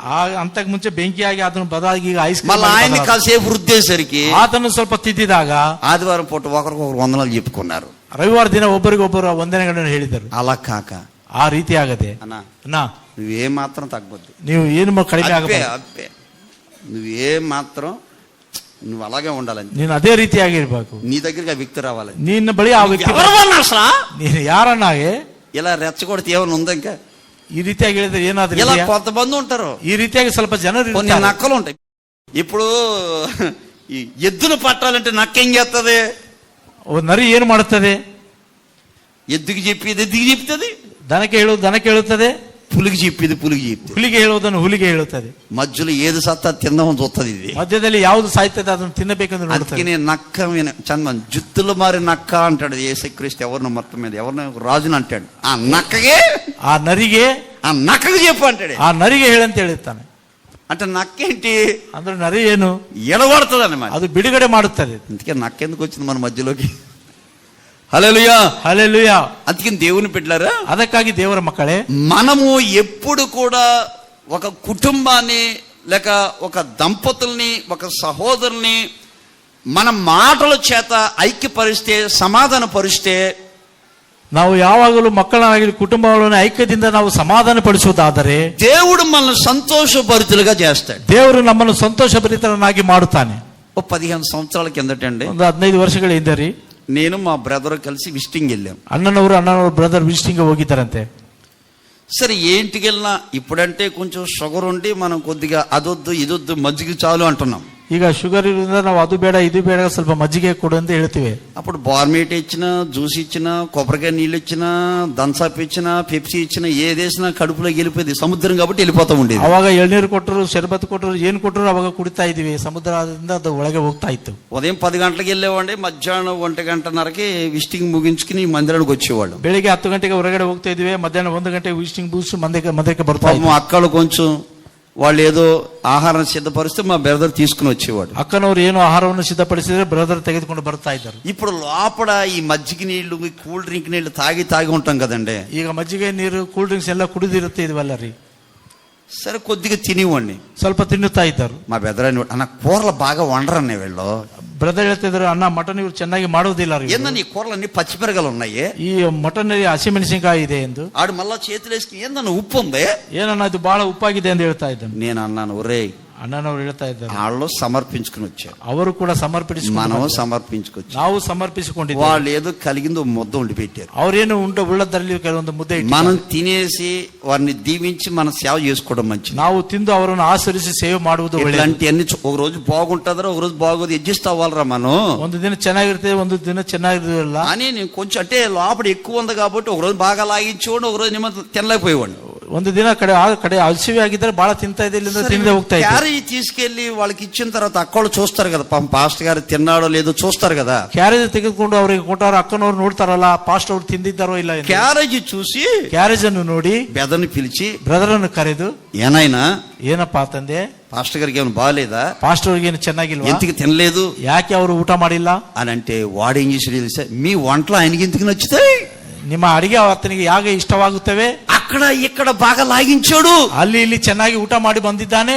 ఇప్పుడు చూడండి, నా దగ్గరేమో ನನ್ನ ಬಳಿ ಏನು, ఇందులో ఉప్పు ఉంది, ಇದರಲ್ಲಿ ಉಪ್ಪು ಇದೆ, ఇందులో పచ్చిమిరగా ఉంది అన్నాడు. ಇದರಲ್ಲಿ ಹಸಿಮೆಣಸಿನಕಾಯಿ ಇದೆ. అక్కడికి వెళ్ళేమో ಅಲ್ಲಿ మీ ಹೋಗಿ వంటలు ఆయనకి ఏం నచ్చుతాయి అన్నాడు. ನಿಮ್ಮ ಊಟ ಅವ್ರಿಗೆ ಇಷ್ಟವಾಗುವುದಿಲ್ಲ ಅಂತ ಹೇಳಿದನು. పాప మా అక్క కొంచెం యథార్థవంతురాలు కాబట్టి ಪಾಪ ಅಕ್ಕ ಯಥಾರ್ಥವಂತಳಾಗಿದ್ದರಿಂದ మనసులో పెట్టుకోకుండా ಮನಸ್ಸಿನ ಇಟ್ಟುಕೊಳ್ಳದೆ ఓ రోజున శుక్రవారం పూట బయట కోటో లేదు, బయట 4-5 ప్రాంతంలో ఆ మొక్కలుగాడు కూర్చున్నాను నేను. ಶುಕ್ರವಾರ ದಿನ ಅಲ್ಲಿ ಅಣ್ಣನವರು ಕುಳಿತುಕೊಂಡಿದ್ದರು. ఒక పెద్ద అక్క వచ్చింది. ಆ ದೊಡ್ಡ ಅಕ್ಕನವರು ఏనాయనా ಏನಪ್ಪಾ ತಂದೆ, నీకు మరి వంటలు నచ్చకపోతే ఎలా వండాలో చెప్పు, వండి పెడతాం కదా. ನಿನಗೆ ಅಡಿಗೆ ಇಷ್ಟವಾಗಲಿದ್ದರೆ ಯಾವ ರೀತಿ ಮಾಡಬೇಕು ಹೇಳು, ಮಾಡಿ కొంచెం మీరు ಕೊಡ್ತೇವಲ್ಲ. ముద్ద తింటేనే కదా సేవ చేసేది. ಸ್ವಲ್ಪ ಊಟ ಮಾಡಿದ್ರಲ್ಲ ಸೇವೆ ಮಾಡುವುದು. అక్క నేను వంటలు నచ్చలే, నేను ఎవరికి చెప్పానక్క, ఎవరికి చెప్పలేదు కదా అక్క అన్న. ಅಕ್ಕ ನನಗೆ ಊಟ ಇಷ್ಟವಾಗಿಲ್ಲ ಅಂತ ಯಾರಿಗೂ ಕೂಡ ಹೇಳಲಿಲ್ಲವಲ್ಲ అక్క ಅಂತ ಹೇಳಿದ. బెదర్ని అడిగాను, బెదర్ అంతా చెప్పాడు అని చెప్పింది అక్క. ಬ್ರದರ್ని ಕೇಳಿದಾನೆ, బ్రదర్ ಎಲ್ಲ ಹೇಳಿದ್ದಾನೆ ನನಗೆ. ఏమని చెప్పాడు అక్క అంటే, ಏನಂತ ಹೇಳಿದಾನೆ ಅಕ್ಕ ಎಂದರೆ, అప్పుడు ఇలాగ అక్క వాడు నా దగ్గర ఏమన్నాడు తెలుసా, ಅಕ್ಕ ಈ ರೀತಿಯಾಗಿ ನನ್ನ ಬಳಿ ಏನ್ ಹೇಳಿದ್ದೇನೆ ಗೊತ್ತಾ, మీ వంటలకు అన్నిటికి పేరు పెట్టాడు అక్క. ಈ ನಿಮ್ಮ ಅಡಿಗೆಗೆಲ್ಲ నా ಹೆಸರು దగ్గర ಇಟ್ಟಿದ್ದಾನೆ. నా మాట, మీ దగ్గర మీ మాట అక్క. ನನ್ನ ಬಳಿ ನನ್ನ ಮಾತು, ನಿಮ್ಮ ಬಳಿ ನಿಮ್ಮ ಮಾತಕ್ಕ. ఇప్పుడు చూడండి ఏమైంది, గొడవ అయిందే లేదా. ಈಗ ಏನಾಯ್ತು, ತಂಟೆ ಆಯ್ತಾ ಇಲ್ಲ ನೋಡಿ. ఇలాంటి జరుగుతూ ఉంటాయి. ಈ ರೀತಿಯಾಗಿ ನಡುತ್ತಾ ಇರುತ್ತವೆ. అందుకని దేవుని పెట్టారా, ಅದಕ್ಕಾಗಿ ದೇವರ ಮಕ್ಕಳೇ బహు జాగ్రత్తగా ఉండాలి. ಬಹಳ ಜಾಗ್ರತೆಯಿಂದಿರಬೇಕು. మనం ఎక్కడుంటే అక్కడ సమాధాన పరచడానికి ఆలోచన ఇవ్వాలి. ನಾವು ಎಲ್ಲಿದ್ದರೆ ಅಲ್ಲಿ ಸಮಾಧಾನ ಪಡಿಸೋದಕ್ಕಾಗಿ ಆಲೋಚನೆಯನ್ನು ಕೊಡಬೇಕು. అప్పుడు దేవుడేమనుకుంటాడంటే, ಆಗ ದೇವರು ಏನೆಂದುಕೊಳ್ತಾನೆಂದರೆ, అమ్మాయి చూడు, ಈ ಹುಡುಗನು ನೋಡು, ఈ అబ్బాయి చూడు, ಈ ಹುಡುಗನನ್ನು ನೋಡಿ, ఈ తల్లి చూడు, ಈ ತಾಯಿಯನ್ನು ನೋಡು. వాళ్ళిద్దరు గొడవ పడి సస్తా ఉంటుంటే ಅವರಿಬ್ಬರು ಜಗಳವಾಡಿ ಸಾಯ್ತಾ ಇದ್ದಾರೆ. వాళ్ళిద్దరిని ఐక్యపరిచి సమాధాన పరిచారు. ಅವರಿಬ್ಬರನ್ನು ಐಕ್ಯಪಡಿಸಿ ಸಮಾಧಾನ ಪಡಿಸಿ, నేను వీళ్ళని సంతోషభరితులుగా మారుస్తాను, ನಾನು ಇವರನ್ನು ಸಂತೋಷ ಭರಿತರನ್ನಾಗಿ అని ಮಾರ್ಪಡಿಸುತ್ತೇನೆ ఎవరు అనుకుంటారు? ಅಂತ ಯಾರು ಅಂದುಕೊಳ್ಳುತ್ತಾರೆ? ఎవరు ఎవరు దేవుడు అనుకోవాలి. ದೇವರು ಅಂದುಕೊಳ್ಳಬೇಕು. ఇలా దేవుడు ఎప్పుడైతే అనుకున్నారో, ಈಗ ದೇವರು ಯಾವ ರೀತಿಯಾಗಿ ಅಂದುಕೊಂಡನೋ, నీవెక్కడున్నా నిన్ను సంతోషభరితులుగా దేవుడు చేయునుగాక. ನೀವು ಎಲ್ಲಿದ್ದರೂ ನಿಮ್ಮನ್ನು ಸಂತೋಷ ಭರಿತರನ್ನಾಗಿ ದೇವರು ಮಾಡಲಿ. ఒక ఇద్దరు వ్యక్తులకి ఒక కుటుంబంలో ఒక చిన్న సమస్య వస్తే మన వల్ల వాళ్ళు విడిపోకూడదు, మన వల్ల వాళ్ళు కలవాలి, మన వల్ల వాళ్ళ సమాధానంగా ఉండాలి. ಕುಟುಂಬದಲ್ಲಿ ಏನು ಚಿಕ್ಕ ಸಮಸ್ಯೆ ಬಂದರೆ ನಮ್ಮಿಂದ ಅವರು ದೂರವಾಗಬಾರದು, ನಮ್ಮಿಂದ ಅವರು ಕೂಡಿಕೊಳ್ಳಬೇಕು. దానియేలు కాలంలో ದಾನಿಯೇಲನ ಕಾಲದಲ್ಲಿ దానియేలుని తీసుకెళ్లి సింహాల బోన్లో వేశారు. ದಾನಿಯೇಲನನ್ನು ಕರೆದುಕೊಂಡು ಸಿಂಹದ ಬೋನಿನಲ್ಲಿ ಹಾಕಿದರು. తెల్లారి రాజుగారు దానియేలు చూడడానికి వెళ్ళారు. ಬೆಳಗಿನ ಜಾವ ರಾಜನು ದಾನಿಯೇಲನನ್ನು ನೋಡೋದು ಹೋದರು. ఆ రాజుగారంట ಆ ರಾಜನಂತೆ తల మీద కిరీటం పెట్టినప్పుడు సంతోషభరితుడిగా లేడు. ತಲೆ ಮೇಲೆ ಕಿರೀಟ ಇಟ್ಟಾಗ ಸಂತೋಷ ಭರಿತನಾಗಿರಲಿಲ್ಲ. ప్రజలు పొగుడుతున్నప్పుడు సంతోషభరితుడిగా కనపడలేదు. ಪ್ರಜೆಗಳು ಹೊಗಳುತ್ತಿರುವಾಗ ಸಂತೋಷ ಭರಿತನಾಗಿ ಆತನು ಕಾಣಲಿಲ್ಲ. రాజవస్త్రాలు వేసి రాజ్యంలో తిరుగుతున్న సంతోషభరితుడిగా కనపడలేదు. ರಾಜವಸ್ತ್ರವನ್ನು ಹಾಕಿಕೊಂಡು ರಾಜ್ಯದಲ್ಲಿ ತಿರುಗುವಾಗ ಕೂಡ ಆತನು ಸಂತೋಷ ಭರಿತನಾಗಲಿಲ್ಲ. సింహాల గృహలో ఉన్న దానియేలు దగ్గరికి వెళ్ళి ಸಿಂಹದ ಗುಹೆಯಲ್ಲಿದ್ದ ದಾನಿಯೇಲನ ಬಳಿಗೆ ಹೋಗಿ దానియేలును చూసి ದಾನಿಯೇಲನನ್ನು ನೋಡಿ అత్యానంద భరితుడయ్యాడంట. ಅತ್ಯಾನಂದ ಭರಿತನಾದನಂತೆ. ఎందుకంటే ಯಾಕೆಂದರೆ కొంతమంది కుట్ర చేసి ಕೆಲವು ಜನರನ್ನು ಕುಟ್ರೆಯನ್ನು ಮಾಡಿ సింహాల బోన్లో దానియేలు లేస్తే ಸಿಂಹದ ಬೋನಿನಲ್ಲಿ ದಾನಿಯೇಲನನ್ನು ರಾಜಂತ ರಾಜನಂತೆ ఈ దానియేలుకి ఎలా మేలు చేయాలి, ಈ ದಾನಿಯೇಲನಿಗೆ ಯಾವ ರೀತಿಯಾಗಿ ಒಳ್ಳೆಯದು ఈ ಮಾಡಬೇಕು, దానియేలు ఎలా కాపాడాలి, ಈ ದಾನಿಯೇಲನನ್ನು ಯಾವ ರೀತಿಯಾಗಿ ఈ ಕಾಪಾಡಬೇಕು, దానియేలు గుండెలో ఎలా సమాధానంతో నింపాలి ದಾನಿಯೇಲನ ಹೃದಯದಲ್ಲಿ ಯಾವ ರೀತಿಯಾಗಿ ಸಮಾಧಾನ ತುಂಬಬೇಕು అన్న ప్రయత్నం మీద రాజు ఉండేసరికి ಎನ್ನುವ ಪ್ರಯತ್ನದಲ್ಲಿ ರಾಜನಿರುವಾಗ దేవుడు అనుకున్నాడంట, ದೇವರು ಅಂದುಕೊಂಡನಂತೆ తన తోటి వారిలో ఒక్కడికి ఆ హృదయం లేదు గాని ತನ್ನ ಜೊತೆಗಿರುವ ಯಾರಿಗೂ ಕೂಡ ಅಂತ ಹೃದಯವಿಲ್ಲ. సింహాసనం మీద కూర్చున్న రాజుకు ఒక్కడికి మాత్రమే ఉన్నదంట దానియేలుకి సమాధానం ఇవ్వాలని. ಸಿಂಹಾಸನದ ಮೇಲೆ ಕೂತದ ರಾಜನಿಗೆ ಮಾತ್ರ ಇತ್ತಂತೆ ದಾನಿಯೇಲನಿಗೆ ಸಮಾಧಾನ ಪಡಿಸಬೇಕೆಂದು. అందుకనే ಅದಕ್ಕಾಗಿಯೇ దేవుడు అతను సంతోషభరితుడిగా చేసి ದೇವರು ಆತನನ್ನು ಸಂತೋಷ ಭರಿತನಾಗಿ ಮಾಡಿ దావీదు నోట, ఒక పరిశుద్ధుడు నోట, ఒక ప్రార్థన పరు నోట రాజుగారిని పలుకుతున్న మాట ఏందో తెలుసా? ದಾವಿನ ಬಾಯಲ್ಲಿ ಸಂತೋಷ ಭರಿತಾಗಿ ರಾಜನು ಹೇಳುತ್ತಂತ ಮಾತು ಏನು ಗೊತ್ತಾ? రాజా, ರಾಜನೇ, నీవు చిరకాలము జీవించుగాక. ನೀನು ಚಿರಕಾಲು ಜೀವನ ಮಾಡಲಿ. దేవుని పెట్టారా, ದೇವರ ಮಕ್ಕಳೇ, ఒక రాజు హృదయమే దానియేలు సమాధాన పరచాలనుకున్నాడే. ಒಬ್ಬ ರಾಜನ ಹೃದಯ ದಾನಿಯೇಲನನ್ನು ಸಮಾಧಾನ ಪಡಿಸಬೇಕೆಂದಿದ್ದ. ఈ రోజున ಈ ದಿನ నీవెక్కడుంటే అక్కడ ನೀವು ಎಲ್ಲಿದ್ದಾರಲ್ಲಿ మనుషులు సమాధానంగా ఉండడానికి ఆ రీతిగా నడుచుకోండి.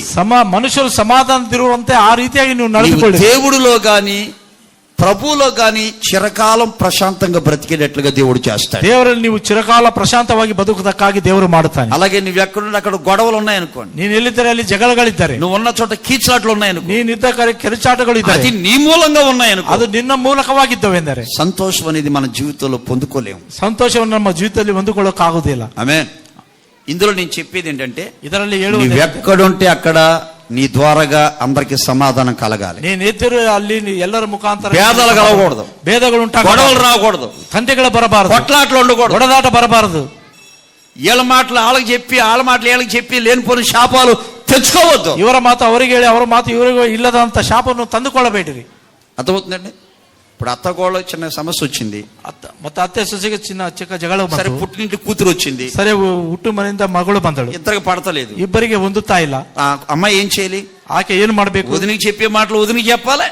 ಅತ್ತೆಗೆ ಹೇಳುವಂತ మంచి మాటలు, చెడు మాటలు కాదండి. ಕೆಟ್ಟ ಒಳ್ಳೆ ಮಾತು ಹೇಳ್ಬೇಕ್ರಿ. వాళ్ళ అమ్మకి చెప్పే మాటలు వాళ్ళ అమ్మకి చెప్పాలి. ಅವರ ತಾಯಿ ಹೇಳೋ ಮಾತು ಅವ್ರ ತಾಯಿಗೆ ಹೇಳಬೇಕು. ఇప్పుడు ఈ తల్లి ఇద్దరిని ఒకటి చేయాలి. ಈಗ ತಾಯಿ ಇಬ್ಬರನ್ನು ಒಂದು ಮಾಡಬೇಕು. అందుకని ఇక్కడ అలా చేసేవనుకో అత్తగారి ఇంట్లో అలా కోసుకుంటాం అనమాట. ಇಲ್ಲಿ ನೀವು ಮಾಡಿದರೆ అತ್ತೆ ಮನೆಯಲ್ಲಿ ఆ ರೀತಿಯಾಗಿ ನೀವು ಕೊಯ್ದುಕೊಳ್ಳಿ. ఎంత మందికి అర్థమైతే అర్థమైనడికి అర్థమైనంత చేతుల పైకి ఎత్తి గట్టిగా ఆమేనండి. ఆమేన్. హల్లెలూయా. హల్లెలూయా. ఒక ఆమెకు ప్రార్థన చేస్తా అన్నానంతే. ಒಬ್ಬರಿಗೆ ಒಂದು ದಿನ ಪ್ರಾರ್ಥನೆ ಮಾಡ್ತಾರೆ ಹೋಗು ಎಂದು ಹೇಳಿದಾರಂತೆ.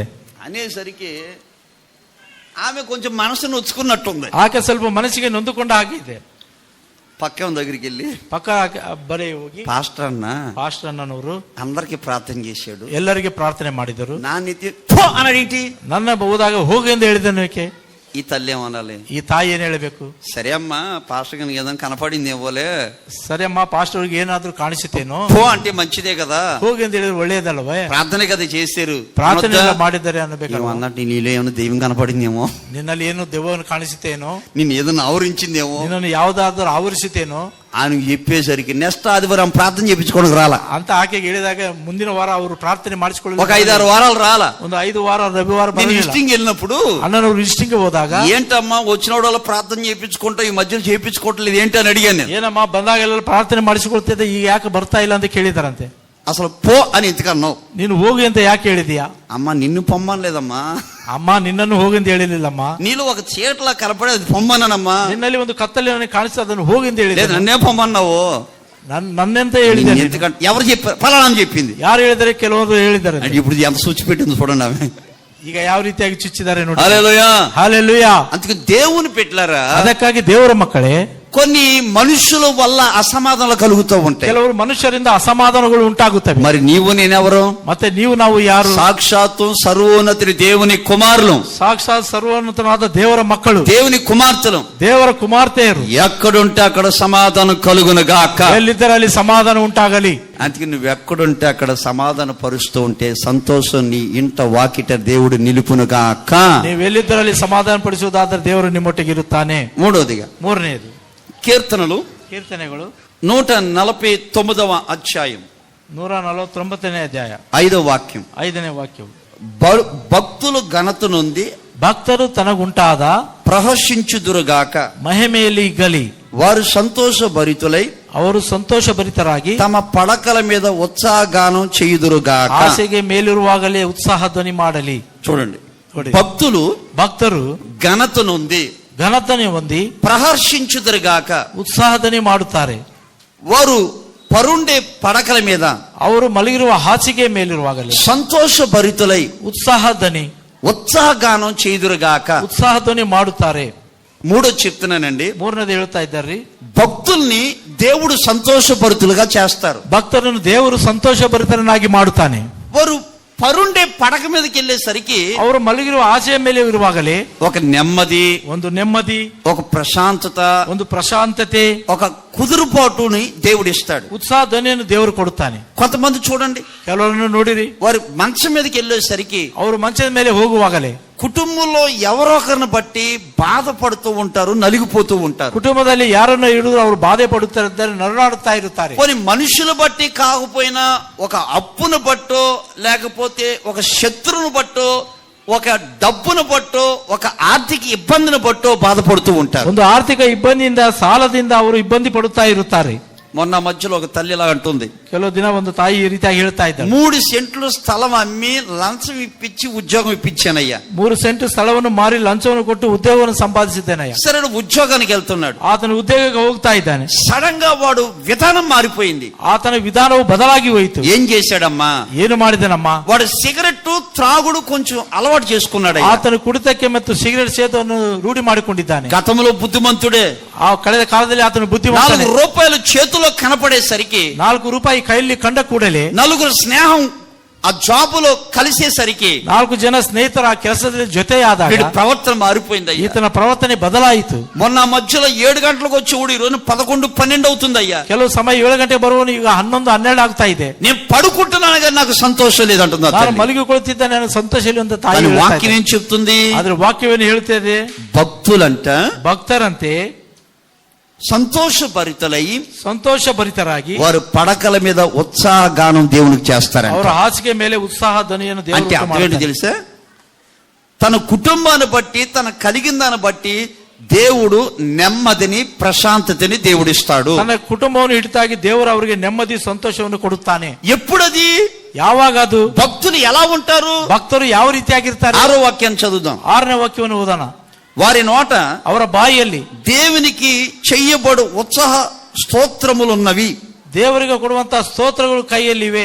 అంటే భక్తుల నోట ఏముంటది, ಭಕ್ತರ ಬಾಯಲ್ಲಿ ಏನಿರ್ತವೆ? స్తుతి స్తోత్రం వారి నోట ఎప్పుడు ఉంటది. ಸ್ತುತಿ ಸ್ತೋತ್ರ ಅವರ ಬಾಯಲ್ಲಿ ಯಾವಾಗಲೂ ಇರುತ್ತದೆ. మొదటి చెప్పాను ప్రార్థనా జీవితం. ಮೊದಲನೇದಾಗಿ ಹೇಳಿದರೆ ಪ್ರಾರ್ಥನಾ ಜೀವಿತ. రెండో చెప్పాను మనుషుల్ని మన వల్ల సమాధాన పరచాలని. ಎರಡನೇದು ಹೇಳಿದ್ದಾರೆ ಮನುಷ್ಯರು ನಮ್ಮಿಂದ ಸಮಾಧಾನಗೊಳ್ಳಬೇಕು. మూడో చెప్తున్నాను, ಮೂರನೇದು ಹೇಳ್ತಾ ಇದ್ದಾರೆ, నీ జీవితం ప్రశాంతంగా సాఫీగా కొనసాగిపోవాలంటే ನಿಮ್ಮ ಜೀವಿತವು ಶಾಂತವಾಗಿ ಪ್ರಶಾಂತವಾಗಿ ಸಾಗಿ నీ ಹೋಗಬೇಕಾದ್ರೆ నోట ఎప్పుడు స్తుతి స్తోత్రం ఉండాలి. ನಿಮ್ಮ ಬಾಯಲ್ಲಿ ಯಾವಾಗಲೂ ಸ್ತುತಿ ಸ್ತೋತ್ರಗಳು ಇರಬೇಕು.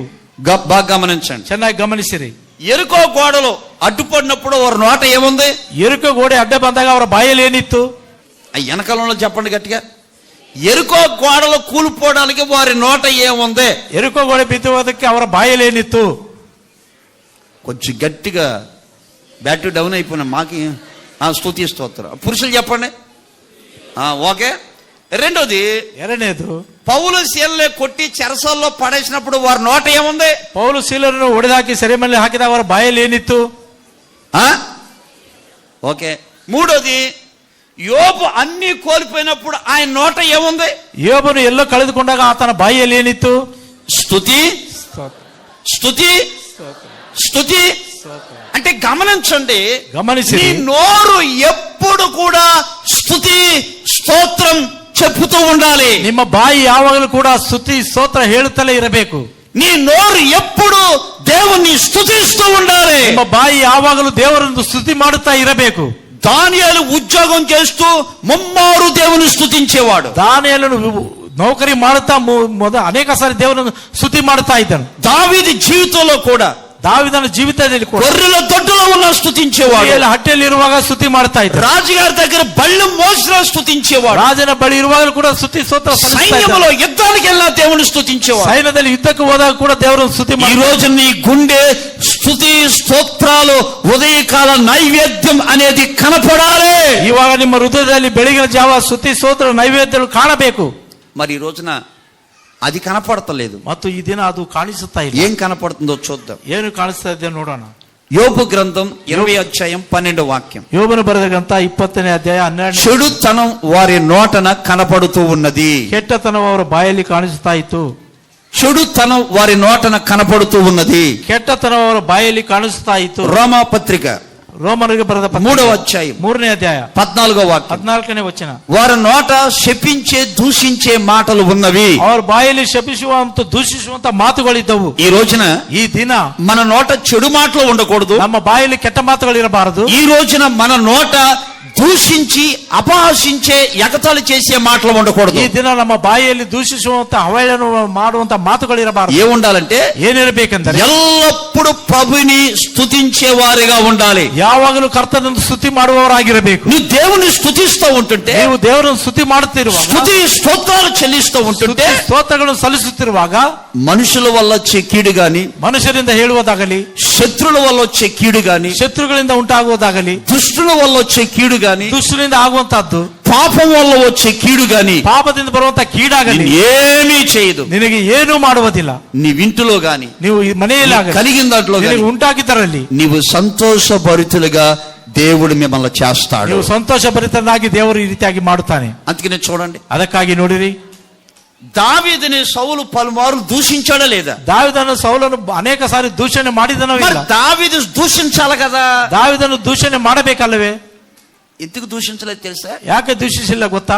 దూషించేవాడు నోట శపించే మాటలు ఉండవు. ದೂಷಿಸುವ ಬಾಯಲ್ಲಿ ಶಪಿಸುವಂತ ಮಾತುಗಳು ಇರುವುದಿಲ್ಲ. ఎందుకంటే ಯಾಕೆಂದರೆ బావిలో నీళ్లు ఉంటే మంచినీళ్ళన్నా ఉండాలి, లేకపోతే ఉప్పు నీళ్ళన్నా ఉండాలి. ಬಾವಿಯಲ್ಲಿ ನೀರಿದ್ದರೆ ಒಳ್ಳೆ ನೀರಾಗಬೇಕು ಅಥವಾ ಉಪ್ಪು ನೀರಾಗಿರಬೇಕು. ఒకే బావులో ఉప్పు నీళ్ళు ఉండవు, మంచినీళ్ళు ఉండవు. ಒಂದೇ ಬಾವಿಯಲ್ಲಿ ಉಪ್ಪು ನೀರು ಮತ್ತು ಒಳ್ಳೆ ನೀರು ಇರುವುದಿಲ್ಲ. అందుకని దేవుని యొక్క హృదయాల్లో కూడా నోటులో కూడా ఎప్పుడు ప్రభునే స్తుతించాలి.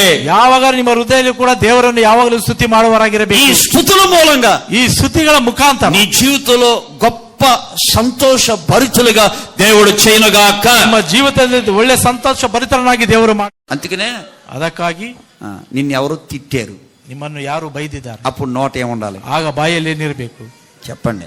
ಹೇಳಿರಿ. దూషించారు, ఏముండాలి? ದೂಷಿಸಬಾರದು, ಏನಿರಬೇಕು? స్తోత్రం అనాలి. ಸ್ತೋತ್ರಗಳಂತೆ ఏమనాలి చెప్పండి. ಏನ್ ಹೇಳ್ಬೇಕು ಗೊತ್ತಾ? ఇదిగో డబ్బులు ఏమన్నావు, ఎవరితో చెప్పుకోండి, చెప్పుకో ಹಣವನ್ನು ಕೊಡೋದಿಲ್ಲ, ಯಾರೊಟ್ಟಿಗೆ ಹೇಳುತ್ತೆ ಹೇಳು అనాలి ಅಂತ ಹೇಳಬೇಕು అంటారు. ಅಂತ అప్పుడు ಹೇಳ್ತಾರೆ. మనం ఏం చేయాలి? ಆಗ ನಾವೇನ್ ಹೇಳ್ಬೇಕು? ಸ್ತುತಿ ಸ್ತೋತ್ರಂ ಸ್ತುತಿ ಸ್ತೋತ್ರಂ ఇంతే. ಸ್ತುತಿ ಸ್ತೋತ್ರ ಅಂತ ಹೇಳ್ತಿರಬೇಕು. కొట్టానంటే బుర్ర 2 ముక్కలు అయిపోద్ది అన్నారు. ಹೊಡೆದಂತೆ ಬಾಯಿ 2 ಮುಖ ಆಗ್ತದೆ ಹೇಳಿದರು. మనం ఏమనాలి? ನಾವೇನ್ ಹೇಳ್ಬೇಕು? ಸ್ತುతి స్తోత్రం ಸ್ತುತಿ ಸ್ತೋತ್ರ స్తోత్రం ಸ್ತುತಿ ಸ್ತೋತ್ರ ಅಂತ ಹೇಳಬೇಕು. రాయలసీమలో తాడిపత్రి మంది కర్రల మందిరం అండి. రాయలసీమಲ್ಲಿ ಒಂದು ತಾಡಪತ್ರಿಯಲ್ಲಿ ಅಣ್ಣನವರು ಒಂದು ಬಡಿಗೆ ಮನೆ, మన మందిరం ముందు ఒక ఎమ్మెల్యే ఇల్లు ఉంది. ಮಂದಿರದ ಮುಂದೆ ಒಂದು MLA ಮನೆ ಇತ್ತು. తెల్లారు 4 to 5 స్తోత్ర ప్రార్థన. ಬೆಳಗಿನ 4-5 ಗಂಟೆಗೆ ಸ್ತೋತ್ರ ಪ್ರಾರ್ಥನೆಗಳು. ఓ పెద్ద ఆయన ఇంచుమించు ఆయనకు ఒక 55 సంవత్సరాలు ఉంటే అప్పుడు నాకు ఎంత ఉంటాయి అండి, తిప్పు కొడితే ఒక 21 సంవత్సరం ఉంటుంది అంతే. ಒಬ್ಬ ದೊಡ್ಡವನಿಗೆ 50 ವರ್ಷ ಇತ್ತು, ನನಗೆ ಒಂದು 20 ವರ್ಷ 21 సంవత్సరం ఉంటుంది నాకు. ಒಂದು 20 ವರ್ಷ ಇರಬಹುದು ಅಣ್ಣನವರಿಗೆ. ఈయన పేరు సింగర్ అన్నమాట. ಆತನ ಹೆಸರು ಸಿಂಗರ್ ಅಂತೆ. ఎవరో ఈ పెద్ద ఆయన పేరు సింగరు అంటే ఇంకా పాట ఇచ్చామంటే ఇంకా మనం కూడా మిలికిలు తిరగవలసిందే. ದೊಡ್ಡಣ್ಣನ ಹೆಸರು ಸಿಂಗರ್ ಅಂದ್ರೆ ಹಾಡು ಕೊಟ್ಟರೆ ಆ ರೀತಿಯಾಗಿ ಆತ ಹಾಡುತ್ತಾ ಇದ್ದಾನೆ. అంత చాలా బాగా పాడతాడు ఆయన. ಚೆನ್ನಾಗಿ ಹಾಡುತ್ತಾ ಇದ್ದಾನೆ ಆತ. ఆయన పేరు నాకు తెలియదు కానీ నాకు అందరూ సింగర్ అంటే నేను కూడా సింగర్ అంటాను. ಆತನ ಹೆಸರು ನಮಗೆ ಗೊತ್ತಿಲ್ಲ, ಎಲ್ಲರೂ ಸಿಂಗರ್ ಎಂದರೆ ಅಣ್ಣರು ಕೂಡ ಸಿಂಗರ್ ಎಂದು ಹೇಳ್ತಿದ್ದಾರಂತೆ. మా బ్రదరు నా స్వరం కంటే ఆయన స్వరం గంభీరంగా ఉంటది. ನಮ್ಮ ಬ್ರದರ್ ನನ್ನ ಸ್ವರಕ್ಕಿಂತ ಅವರ ಸ್ವರ ಗಂಭೀರವಾಗಿರುತ್ತದೆ. ఓ రోజున అయ్యగారు స్వరం వినపడతలేదు, వెనక్కి తిరిగాను నేను. ಒಂದು ದಿನ ಅಯ್ಯನವರ ಸ್ವರ ಕೇಳ್ತಿದ್ದ, ಹಿಂದೆ ತಿರುಗಿದ. అదిగో పెద్ద ఇది బర్రె నరికితే ఆ కత్తి ఉన్నది పీక్ మీద. ಆ ತನ್ನ ಕುತ್ತಿಗೆ ಮೇಲೆ ಒಂದು ಚಾಕು ಇತ್ತು. ఏ ముసలోడా, ಏ ಮುದುಕನೆ, మీ పాత్ర స్వరం అబ్బాయి స్వరం వినపడతలే, నీ స్వరం వినపడితే నరికేస్తుంది అలాగే అన్నాడు. ಬ್ರದರ್ ಕೆಲಸ, ಅವರ ಒಂದು ಸ್ವರ ಕೇಳ್ತಿಲ್ಲ, ನಿನ್ನ ಸ್ವರ ಕೇಳ್ತೀನಿ, ನೀನು ಹರಿದಾಗುತ್ತೇನೆ ಎಂದು ಹೇಳಿದ. ఆ దెబ్బతో ఆయన స్తోత్రప్రార్థన రావడం మనిషిడు. ಆತನು ಸ್ತೋತ್ರ ಕೂಡ ಹೇಳದಂತ ಮನುಷ್ಯನು. నేను మా పెద్దలు లేస్తున్నాం గట్టిగా రావట్లే, మళ్ళీ కత్తి వస్తుందని భయం. ನಾನು ಬ್ರದರ್ ಎದ್ದು ಮತ್ತೆ ಚಾಕು ಬರುತ್ತದೆ ಎಂದು ಹೆದರಿದೆವು. ఇప్పుడు మేరకి చెప్పినా అక్క అంటది ప్రార్థన చేసుకోండి అంటారు. ಅವರು ಹೇಳಿದರೆ ಪ್ರಾರ್ಥನೆ ಮಾಡಿಕೊಳ್ಳಿ. ఏసన్న గారికి చెప్పినా ప్రభుని స్తుతించుకోండి అంటారు. ಏಸನವರು ಹೇಳಿದ್ರು ಕರ್ತನ ಸ್ತುತಿ ಮಾಡಿ ಎಂದು ಹೇಳ್ತಾರೆ. సంఘాసులకు చెప్పినా గానీ అందరూ కూడా అయ్యే ఇజ్జిస్తా ఉండి అంటారు. ಸಂಘಸ್ಥರಿಗೆ ಹೇಳಿದ್ರು ಕೂಡ ಏನು ಅಡ್ಜಸ್ಟ್ ಮಾಡಿಕೊಳ್ಳಿ ಎಂದು ఇలా 10-15 రోజులు తెల్లారగట్ల సూత్రం ప్రభా సూత్రం ప్రభా అది ఈ సూత్రం అది గుమ్మ కూడా దాటెళ్ళదన్నమాట. ಈ 10-15 ದಿವಸ ಸ್ತೋತ್ರಗಳು ನಾವು ನಿಧಾನವಾಗಿ ಹೇಳ್ತಾ ಇದ್ದೆವು. ఓ 15 రోజులు అయిపోయేసరికి 15 ದಿನಗಳು ಆದ ನಂತರ ఏ వ్యక్తి కత్తి తీసుకొచ్చాడు ఆ వ్యక్తి ఈసారి కత్తి తేల మామూలుగా వచ్చాడు. ಯಾವ ವ್ಯಕ್ತಿ ಚಾಕು ತೆಗೆದುಕೊಂಡು ಬಂದ ಆತನು వచ్చి లోపలికి వచ్చాడు. అయ్యా నీకు దండం పెడతాను, ಅಯ್ಯ ನಿನಗೆ ಒಂದನೇ నీకో దండం మీ దేవుడికో దండం, ನಿನಗೆ ಒಂದು ದಂಡನೆ, ನಿಮಗೆ ದೇವರಿಗೆ ಒಂದು ದಂಡನೆ. కొట్టుకోండి, పాటలు పాడుకోండి, గట్టిగా స్తుతించండి, ನೀವು ಹಾಡುಗಳನ್ನು ಹಾಡುತ್ತಾ ಗಟ್ಟಿಯಾಗಿ ಸ್ತುತಿ ಮಾಡಿ ಎಂದು ಹೇಳಿದನು. దయచేసి నా కొరకు కూడా ప్రార్థన చేయండి. ದಯಮಾಡಿ ನನಗೋಸ್ಕರ ಕೂಡ ಪ್ರಾರ್ಥನೆ ಮಾಡಿ. నాకు దొరికాడు కదండి, నేను అన్నాను కత్తి వస్తుందేమో అన్నాను. బాబు కత్తి సీన్ అయిపోయింది అన్నాడు. ಆ ಕತ್ತಿಯ ಕತೆ ಮುಗಿದು ಹೋಯ್ತು ಬಾಬು ಎಂದು ಹೇಳಿದಾರಂತೆ. హల్లెలూయా హల్లెలూయా. అంటే ఏ కత్తిని జయించాలంటే కత్తికి కత్తి పనికిరాదు, కత్తిని జయించాలంటే స్తుతే మన ఆయుధం అన్నమాట. ಜಯಿಸಬೇಕಾದ್ರೆ ಸ್ತುತಿಯೇ ನಮ್ಮ ಆರಾಧನೆ ಅಂತೆ. కొన్ని కత్తులు ఇంట్లో లెగిస్తూ ఉంటాయి, ಕೆಲವೊಂದು ಕತ್ತಿಗಳು ಮನೆಯಲ್ಲಿ ಏಳುತ್ತಾ ಇರ್ತವೆ, కొన్ని కత్తులు లెగిస్తూ ఉంటాయి, ಕೆಲವು ಕತ್ತಿಗಳು ಏಳುತ್ತಾ ಇರ್ತವೆ. అది మిత్రులు కావచ్చు, శత్రువులు కావచ్చు, ఇరుగు పొరుగు వారులు కావచ్చు. ಅವು ಮಿತ್ರರಿಂದ ಆಗಲಿ ಶತ್ರುಗಳಿಂದ ಅಕ್ಕಪಕ್ಕದವರಿಂದ ಆಗಿರಬಹುದು. ఏ కత్తినైనా ఓడించగలిగింది స్తుతిలో ఉన్న జయం మాత్రమే. ಯಾವ ಕತ್ತಿಯನ್ನು ಸೋಲಿಸುವಂತಹ ಸ್ತುತಿ ಮಾತ್ರವೇ. చేతుల పైకెత్తి నేను స్తుతిస్తానని గట్టిగానండి. ಸ್ತುತಿಸ್ತಾನೆ. సంతోషభరితులుగా మిమ్మల్ని చేయునుగాక. ಆಮೆನ್. 4వ ನಾಲ್ಕನೇ ವಿಷಯ, దినవృత్తాంతాలు 2వ గ్రంథం ಪೂರ್ವ ಕಾಲ ವೃತ್ತಾಂತ 2ನೇ ಗ್ರಂಥವು 30వ అధ్యాయం 30ನೇ ಅಧ್ಯಾಯ 21వ వాక్యం. 21ನೇ ವಾಕ್ಯವು. 30వ అధ్యాయం 30ನೇ ಅಧ್ಯಾಯ 21వ వాక్యం. 21ನೇ ವಾಕ್ಯವು.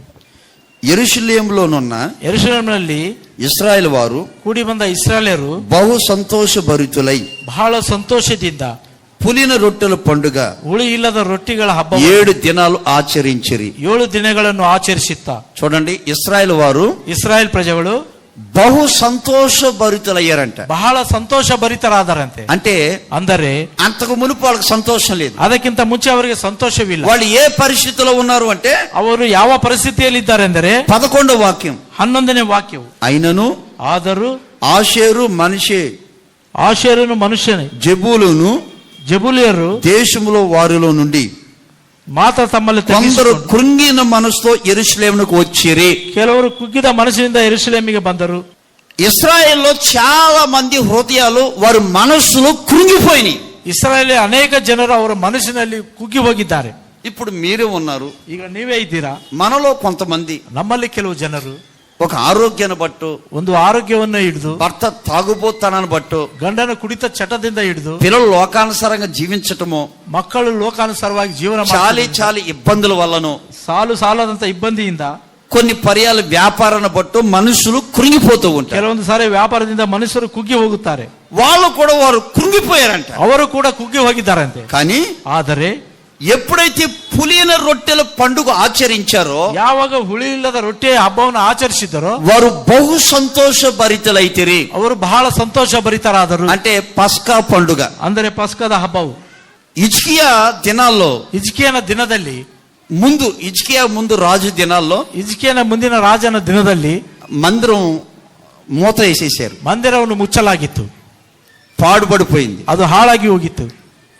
యాజకులు లేరు, ಯಾಜಕರು ಇರಲಿಲ್ಲ. ఇశ్రాయేలు చెదిరిపోయారు. ಇಸ್ರಾಯೇಲ್ಗಳು ಅವರು చెదిరి ಹೋಗಿದ್ದರು. శనివారపు ఆరాధన లేదు, ಶನಿವಾರದ ಆರಾಧನೆ ಕೂಡ ಇರಲಿಲ್ಲ. విశ్రాంతి దినం లేదు, అసలు ವಿಶ್ರಾಂತಿ ದಿನವೂ ಇಲ್ಲ.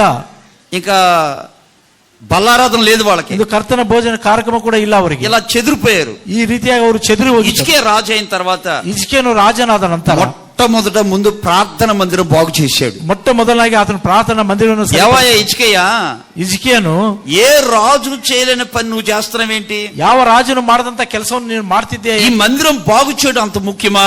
ಈ ಮಂದಿರವನ್ನು ಚೆನ್ನಾಗಿ ಮಾಡೋದು ಅಷ್ಟು ಮುಖ್ಯವಾಗಿ. ఆయన అంటాడు, ಆತನು ಹೇಳುತ್ತಾನೆ, మందిరం బాగు చేస్తే, ಮಂದಿರವನ್ನು ಚೆನ್ನಾಗಿ ಮಾಡಿದರೆ అందులోకి వెళ్ళి నా హృదయాన్ని పశ్చాత్తాపడి శుద్ధీకరించుకోవచ్చు. ಅದರಲ್ಲಿ ಹೋಗಿ ನಮ್ಮ ಹೃದಯವನ್ನು ಪಶ್ಚಾತ್ತಾಪಟ್ಟು ಶುದ್ಧಿ ಮಾಡಿಕೊಳ್ಳಬಹುದು. తర్వాత నేను బల్ల తీసుకోగలిగితే, ಆ ನಂತರ ನಾನು ಕರ್ತನ ಭೋಜನ ತೆಗೆದುಕೊಳ್ಳಬಹುದು అని చెప్పి ಅಂತ ಹೇಳಿ ఇశ్రాయేల్ అందరిని ప్రోత్సాహపరిచి, ಇಸ್ರಾಯೇಲ್ ಎಲ್ಲರನ್ನು ಪ್ರೋತ್ಸಾಹಿಸಿ, సేవకులందరిని ప్రోత్సాహపరిచి ಸೇವಕರನ್ನೆಲ್ಲರನ್ನು ಪ್ರೋತ್ಸಾಹಪಡಿಸಿ మందిరం శుభ్రం చేయించాడు. ಮಂದಿರವನ್ನು ಶುಭ್ರಪಡಿಸಿದನು. శుభ్రం అయిపోయిన తర్వాత ఒక అనౌన్స్మెంట్ చేయించాడు. ಶುಭ್ರವಾದ ನಂತರ ಒಂದು 7 దినాలు పులియన రొట్టె పండుగ చేసుకుందాం. 7 ದಿನಗಳು ಹುಳಿ ಇಲ್ಲದ ರೊಟ್ಟಿ ಹಬ್ಬವನ್ನು ಮಾಡಿಕೊಳ್ಳೋಣ. మీలో ప్రతివారు ప్రాణమును ఆత్మను దేహాన్ని పవిత్రపరచుకోండి. ನಿಮ್ಮಲ್ಲಿ ಪ್ರತಿಯೊಬ್ಬರು ಪ್ರಾಣ ದೇಹ ಆತ್ಮವನ್ನು ಪರಿಶುದ್ಧಪಡಿಸಿಕೊಳ್ಳಿರಿ. ఈ మాటలైన ప్రతి ఒక్కరు, ಈ ಮಾತನ್ನು ಕೇಳಿದ ಪ್ರತಿಯೊಬ್ಬರು, సున్నతి పొందిన ప్రతి ఒక్కరు, ಸುನ್ನತಿ ಹೊಂದಿದ ಪ್ರತಿಯೊಬ್ಬರು, బాప్త్యం తీసుకున్న ప్రతి ఒక్కరు, ದೀಕ್ಷೆಯನ್ನು ತೆಗೆದುಕೊಂಡ ಪ್ರತಿಯೊಬ್ಬರು, తండ్రి కుమార పరిశుద్ధాత్మ నామములో బాప్తిసం పొందిన ప్రతి ఒక్కరు, ತಂದೆ ಕುಮಾರ ಪರಿಶುದ್ಧಾತ್ಮ ನಾಮದಲ್ಲಿ ಬಾಪ್ತಿಸಂ ತೆಗೆದುಕೊಂಡ మారు మనసు పొందిన ప్రతి ఒక్కరు, ಮಾನಸಾಂತರ ಹೊಂದಿದ ಪ್ರತಿಯೊಬ್ಬರು దేవుని మందిరానికి వచ్చి ದೇವರ ಮಂದಿರಕ್ಕೆ ಬಂದು మోకాల మీద ఉండి ಮೊಣಕಾಲ ಮೇಲಿದ್ದು చేతిలో చేయి వేసుకుని ಕೈ ಹಾಕಿಕೊಂಡು, మనిషి ఎక్కడ భయపడతాడంటే, ಮನುಷ್ಯನು ಎಲ್ಲಿ ಹೆದರುತ್ತಾನೆ ಎಂದರೆ, చేపల కూర తినేటప్పుడు కూడా అబ్బా ఎంత బాగుందో ప్రభా, కమ్మట వాసన, ముక్కులు పగిలిపడేట్టున్నాయంటాం. ಮೀನಿನ ಮಾಂಸ ತಿನ್ನುವಾಗ ಬಹಳ ಚೆನ್ನಾಗಿದೆ ಎಂದು ಆತನು ಹೇಳ್ತಾ ಇರ್ತಾನೆ. చేపల కూర తినేటప్పుడు ఎవడన్నా ఏడ్చుకుని ప్రార్థన చేసుకుంటాడే? ಮೀನಿನ ಊಟ ಮಾಡುವಾಗ ಯಾರನ್ನು ಅಳುತ್ತಾ ಪ್ರಾರ್ಥನೆ ಮಾಡುತ್ತಾನ? సరే ఐస్ క్రీమ్ తినేటప్పుడు ఎవడన్నా ఏడ్చి ప్రార్థన చేసుకుంటాడా? ಐಸ್ ಕ್ರೀಮ್ ತಿನ್ನುವಾಗ ಯಾರಾದ್ರೂ ಅಳುತ್ತಾ ಪ್ರಾರ್ಥನೆ ಮಾಡುತ್ತಾರಾ? పోనీ బిర్యానీ చపాతీ రొట్టెలు తినేటప్పుడు ఎవడన్నా ఏడ్చి ప్రార్థన చేసుకుంటాడా? ಚಪಾತಿ ಬಿರಿಯಾನಿ ತಿನ್ನುವಾಗ ಯಾರಾದರೂ ಕೂಡಿ ಪ್ರಾರ್ಥನೆ ಅಳುತ್ತಾ ಪ್ರಾರ್ಥನೆ ಮಾಡುತ್ತಾರಾ? ఒక భయాన్ని కలిగించేది ఉన్నదంటే అది యేసయ్య శరీరమే, అది యేసయ్య రక్తమే. ಒಂದು ಭಯವನ್ನು ಉಂಟು ಮಾಡುವುದು ಇದ್ದರಿಂದ ಅದು ಯೇಸು ಕ್ರಿಸ್ತನ ರಕ್ತ, ಯೇಸು ಕ್ರಿಸ್ತನ ಶರೀರವಾಗಿದೆ. వాళ్ళందరూ భయముతో భక్తితో ప్రాణమును ఆత్మ దేహాన్ని శుద్ధీకరించుకుని, ಅವರಲ್ಲೂ ಭಯ ಭಕ್ತಿಯಿಂದ ಪ್ರಾಣ ಆತ್ಮ ದೇಹವನ್ನು ಶುದ್ಧಿಪಡಿಸಿಕೊಂಡು వారి బల్ల తీసుకుంటేనంట ಅವರು ದೀಕ್ಷಾಸ್ನಾನ ತೆಗೆದುಕೊಂಡಿದ್ದಾರೆ. దేవుడు వాళ్ళని సంతోషభరితులుగా మార్చాడంట. ದೇವರು ಅವರನ್ನು ಸಂತೋಷಭರಿತನಾಗಿ ಮಾರ್ಪಡಿಸುತ್ತಾನೆ. బాగా గమనించండి, ಚೆನ್ನಾಗಿ ಗಮನಿಸಿರಿ. నువ్వెప్పుడైతే పవిత్రమైన చేతులతో, పవిత్రమైన హృదయంతో ఎప్పుడైతే బల్ల తీసుకుంటామో, ನೀನು ಯಾವಾಗ ಪವಿತ್ರ ಹೃದಯದಿಂದ, ಪವಿತ್ರ ಒಂದು ಕೈಗಳಿಂದ ಕರ್ತನ ದೀಕ್ಷಾಸ್ನಾನ ತೆಗೆದುಕೊಳ್ತೀರೋ, మిమ్మల్ని దేవుడు సంతోషభరితులుగా చేయునుగాక. ನಿಮ್ಮನ್ನು ದೇವರು ಸಂತೋಷಭರಿತನಾಗಿ ಮಾಡಲಿ. ఇప్పుడు సంతోషం ఎలా వస్తుంది చెప్పండి? ಈಗ ಸಂತೋಷ ಯಾವ ರೀತಿಯಾಗಿ ಬರ್ತದೆ ಹೇಳಿರಿ? ಒಂದು, ప్రార్థన వల్ల వస్తుంది. ಪ್ರಾರ್ಥನೆಯಿಂದ రెండోది ಬರ್ತದೆ, సమాధాన వల్ల వస్తుంది. ಸಮಾಧಾನದಿಂದ మూడోది ಬರ್ತದೆ, స్తుతించడం వల్ల వస్తుంది. నాలుగోది ಸ್ತುತಿ ಮಾಡೋದ್ರಿಂದ ಬರುತ್ತದೆ. భయము కలిగి భక్తి కలిగి జీవితాన్ని సరి చేసుకోవడం వల్ల వస్తుంది. ಭಯ ಭಕ್ತಿಯಿಂದ ಜೀವನ ಸರಿ ಮಾಡಿಕೊಳ್ಳೋದ್ರಿಂದ ಸಂತೋಷ ಬರುತ್ತದೆ. చూడండి, ಕೊಡ್ರಿ, ఇందులో ఎక్కడన్నా డబ్బు కనపడుతుందా? ಇದರಲ್ಲಿ ಎಲ್ಲಿಯಾದ್ರೂ ಹಣ ಕಾಣಿಸುತ್ತದೆಯಾ? ఇందులో ఎక్కడన్నా ఘనతలు కనపడుతున్నాయా? ಇದರಲ್ಲಿ ಯಾವ್ದಾದ್ರು ಏನಾದ್ರೂ ಕಾಣಿಸ್ತಾ ಇದೆಯಾ? ఇందులో ఎక్కడన్నా వస్త్రాలు కనపడుతున్నాయా? ಇದರಲ್ಲಿ ಯಾವ್ದಾದ್ರು ವಸ್ತ್ರಗಳು ಕಾಣಿಸ್ತಾ అందుకనే ಇದೆಯಾ? ప్రభు అంటారు, ಅದಕ್ಕಾಗಿ ಕರ್ತನೆ నేనిచ్చే సంతోషము లోకమిచ్చే సంతోషం కాదని. ನಾನು ಕೊಡುವಂತ ಸಂತೋಷ ಲೋಕ ಕೊಡುವಂತ ಸಮಾಧಾನವಲ್ಲ ಅದು. అందుకనే ప్రతిరోజు ప్రార్థన చేసుకోవడం వల్ల, ಅದಕ್ಕಾಗಿ ಪ್ರತಿದಿನ ಪ್ರಾರ್ಥನೆ ಮಾಡುವುದರಿಂದ, ఉన్నకాడికి నలుగురిని సమాధాన పరచడం వల్ల, ಇದ್ದಷ್ಟು ಮಟ್ಟಿಗೆ 4 ಜನರನ್ನು ಸಮಾಧಾನ ಪಡಿಸುವುದರಿಂದ, కష్టాల్లో నష్టాల్లో ప్రభుని స్తుతించడం వల్ల, ಕಷ್ಟ ನಷ್ಟಗಳಲ್ಲಿ ಕರ್ತನ ಸ್ತುತಿ ప్రతి ಮಾಡುವುದರಿಂದ, బల్లకి మనం దూరం కాకుండా అపోస్తుల బోధ యందును సావాసమందును, ಕರ್ತನ ಬೋಧನೆಯಲ್ಲಿ ನಾವು ದೂರವಾಗದೆ ಅಪೊಸ್ತಲರ ಬೋಧನೆಯಲ್ಲಿ, రొట్టె విరిచటి యందును, ರೊಟ್ಟಿ ಮುರಿಯುವುದರಿಂದ, ఎడతెగ ప్రార్థన యందు ಎಡೆಬಿಡದೆ ಪ್ರಾರ್ಥನೆಯಲ್ಲಿ గడపగలిగితే, ನಾವು ನಡೆಯುವುದಾದರೆ ఈ నెల ఈ సంవత్సరం పొడుగున మిమ్మల్ని సంతోషభరితులుగా దేవుడు చేయునుగాక. ಈ ತಿಂಗಳು ಈ ವಿಷಯವೆಲ್ಲ ದೇವರು ಸಂತೋಷಭರಿತರನ್ನಾಗಿ ಮಾಡಲಿ. అందరూ మోకరించినట్లయితే, మమ్మల్ని మిక్కిలుగా ప్రేమించిన తండ్రి, గడిచిన 4 వారాలు కాపాడి ఈ 5వ వారం నీ సన్నిధిలోకి నడిపించారు తండ్రి. కృతజ్ఞతలనైనా ప్రతివారు హృదయం వేదనతో, దుఃఖముతో, ఆవేదనతో ఉండగా గొప్ప కార్యాల ద్వారాగా ప్రతి వారి యొక్క హృదయాన్ని సంతోషభరితులుగా నేను మారుస్తానని వాక్యం ద్వారాగా మాట్లాడుతూ వచ్చారు నాయన. బిడ్డలందరూ సంతోషభరితులుగా అవ్వడానికి వీళ్ళ ఎడల మీరు గొప్ప కార్యాలు ఈ క్షణమందు జరిగించండి నాయన, జరిగించండి. వీరేదైతే కోరుకుంటున్నారో వీరికి అది అనుగ్రహించండి, అనుగ్రహించండి, అనుగ్రహించండి, అనుగ్రహించండి. ప్రార్థన ద్వారాగానే ఏ విషయాల్లో బాధపడితే ఆ బాధని సంతోషభరితులుగా మారుస్తారని మాట్లాడుతూ వచ్చారు తండ్రి. బిడ్డల జీవితాల్లో ఏ నష్టాల కష్టాలు ఉన్నారో వారి కష్టాల మీద, నష్టాల మీద, బాధల మీద మీ దృష్టి ఉంచి అందులో చెడిపించి సంతోషభరితులుగా మార్చమని అడుగుతున్నానయ్యా. అంతేకాదు నా తండ్రి, మా బిడ్డలు ప్రభా ఎక్కడుంటే అక్కడ వారి వల్ల కీడు కలగకుండా సమాధాన పరచడానికి ఆలోచన చెప్పడం వల్ల సంతోషభరితులుగా చేస్తానన్నారు. దానియేలు విషయంలో రాజు సమాధాన పరచాలని కోరుకున్నాడు. చిరంజీవిగా సంతోషభరితులుగా మార్చినట్లుగా మా బిడ్డలు కూడా మార్చమని అడుగుతున్నాను.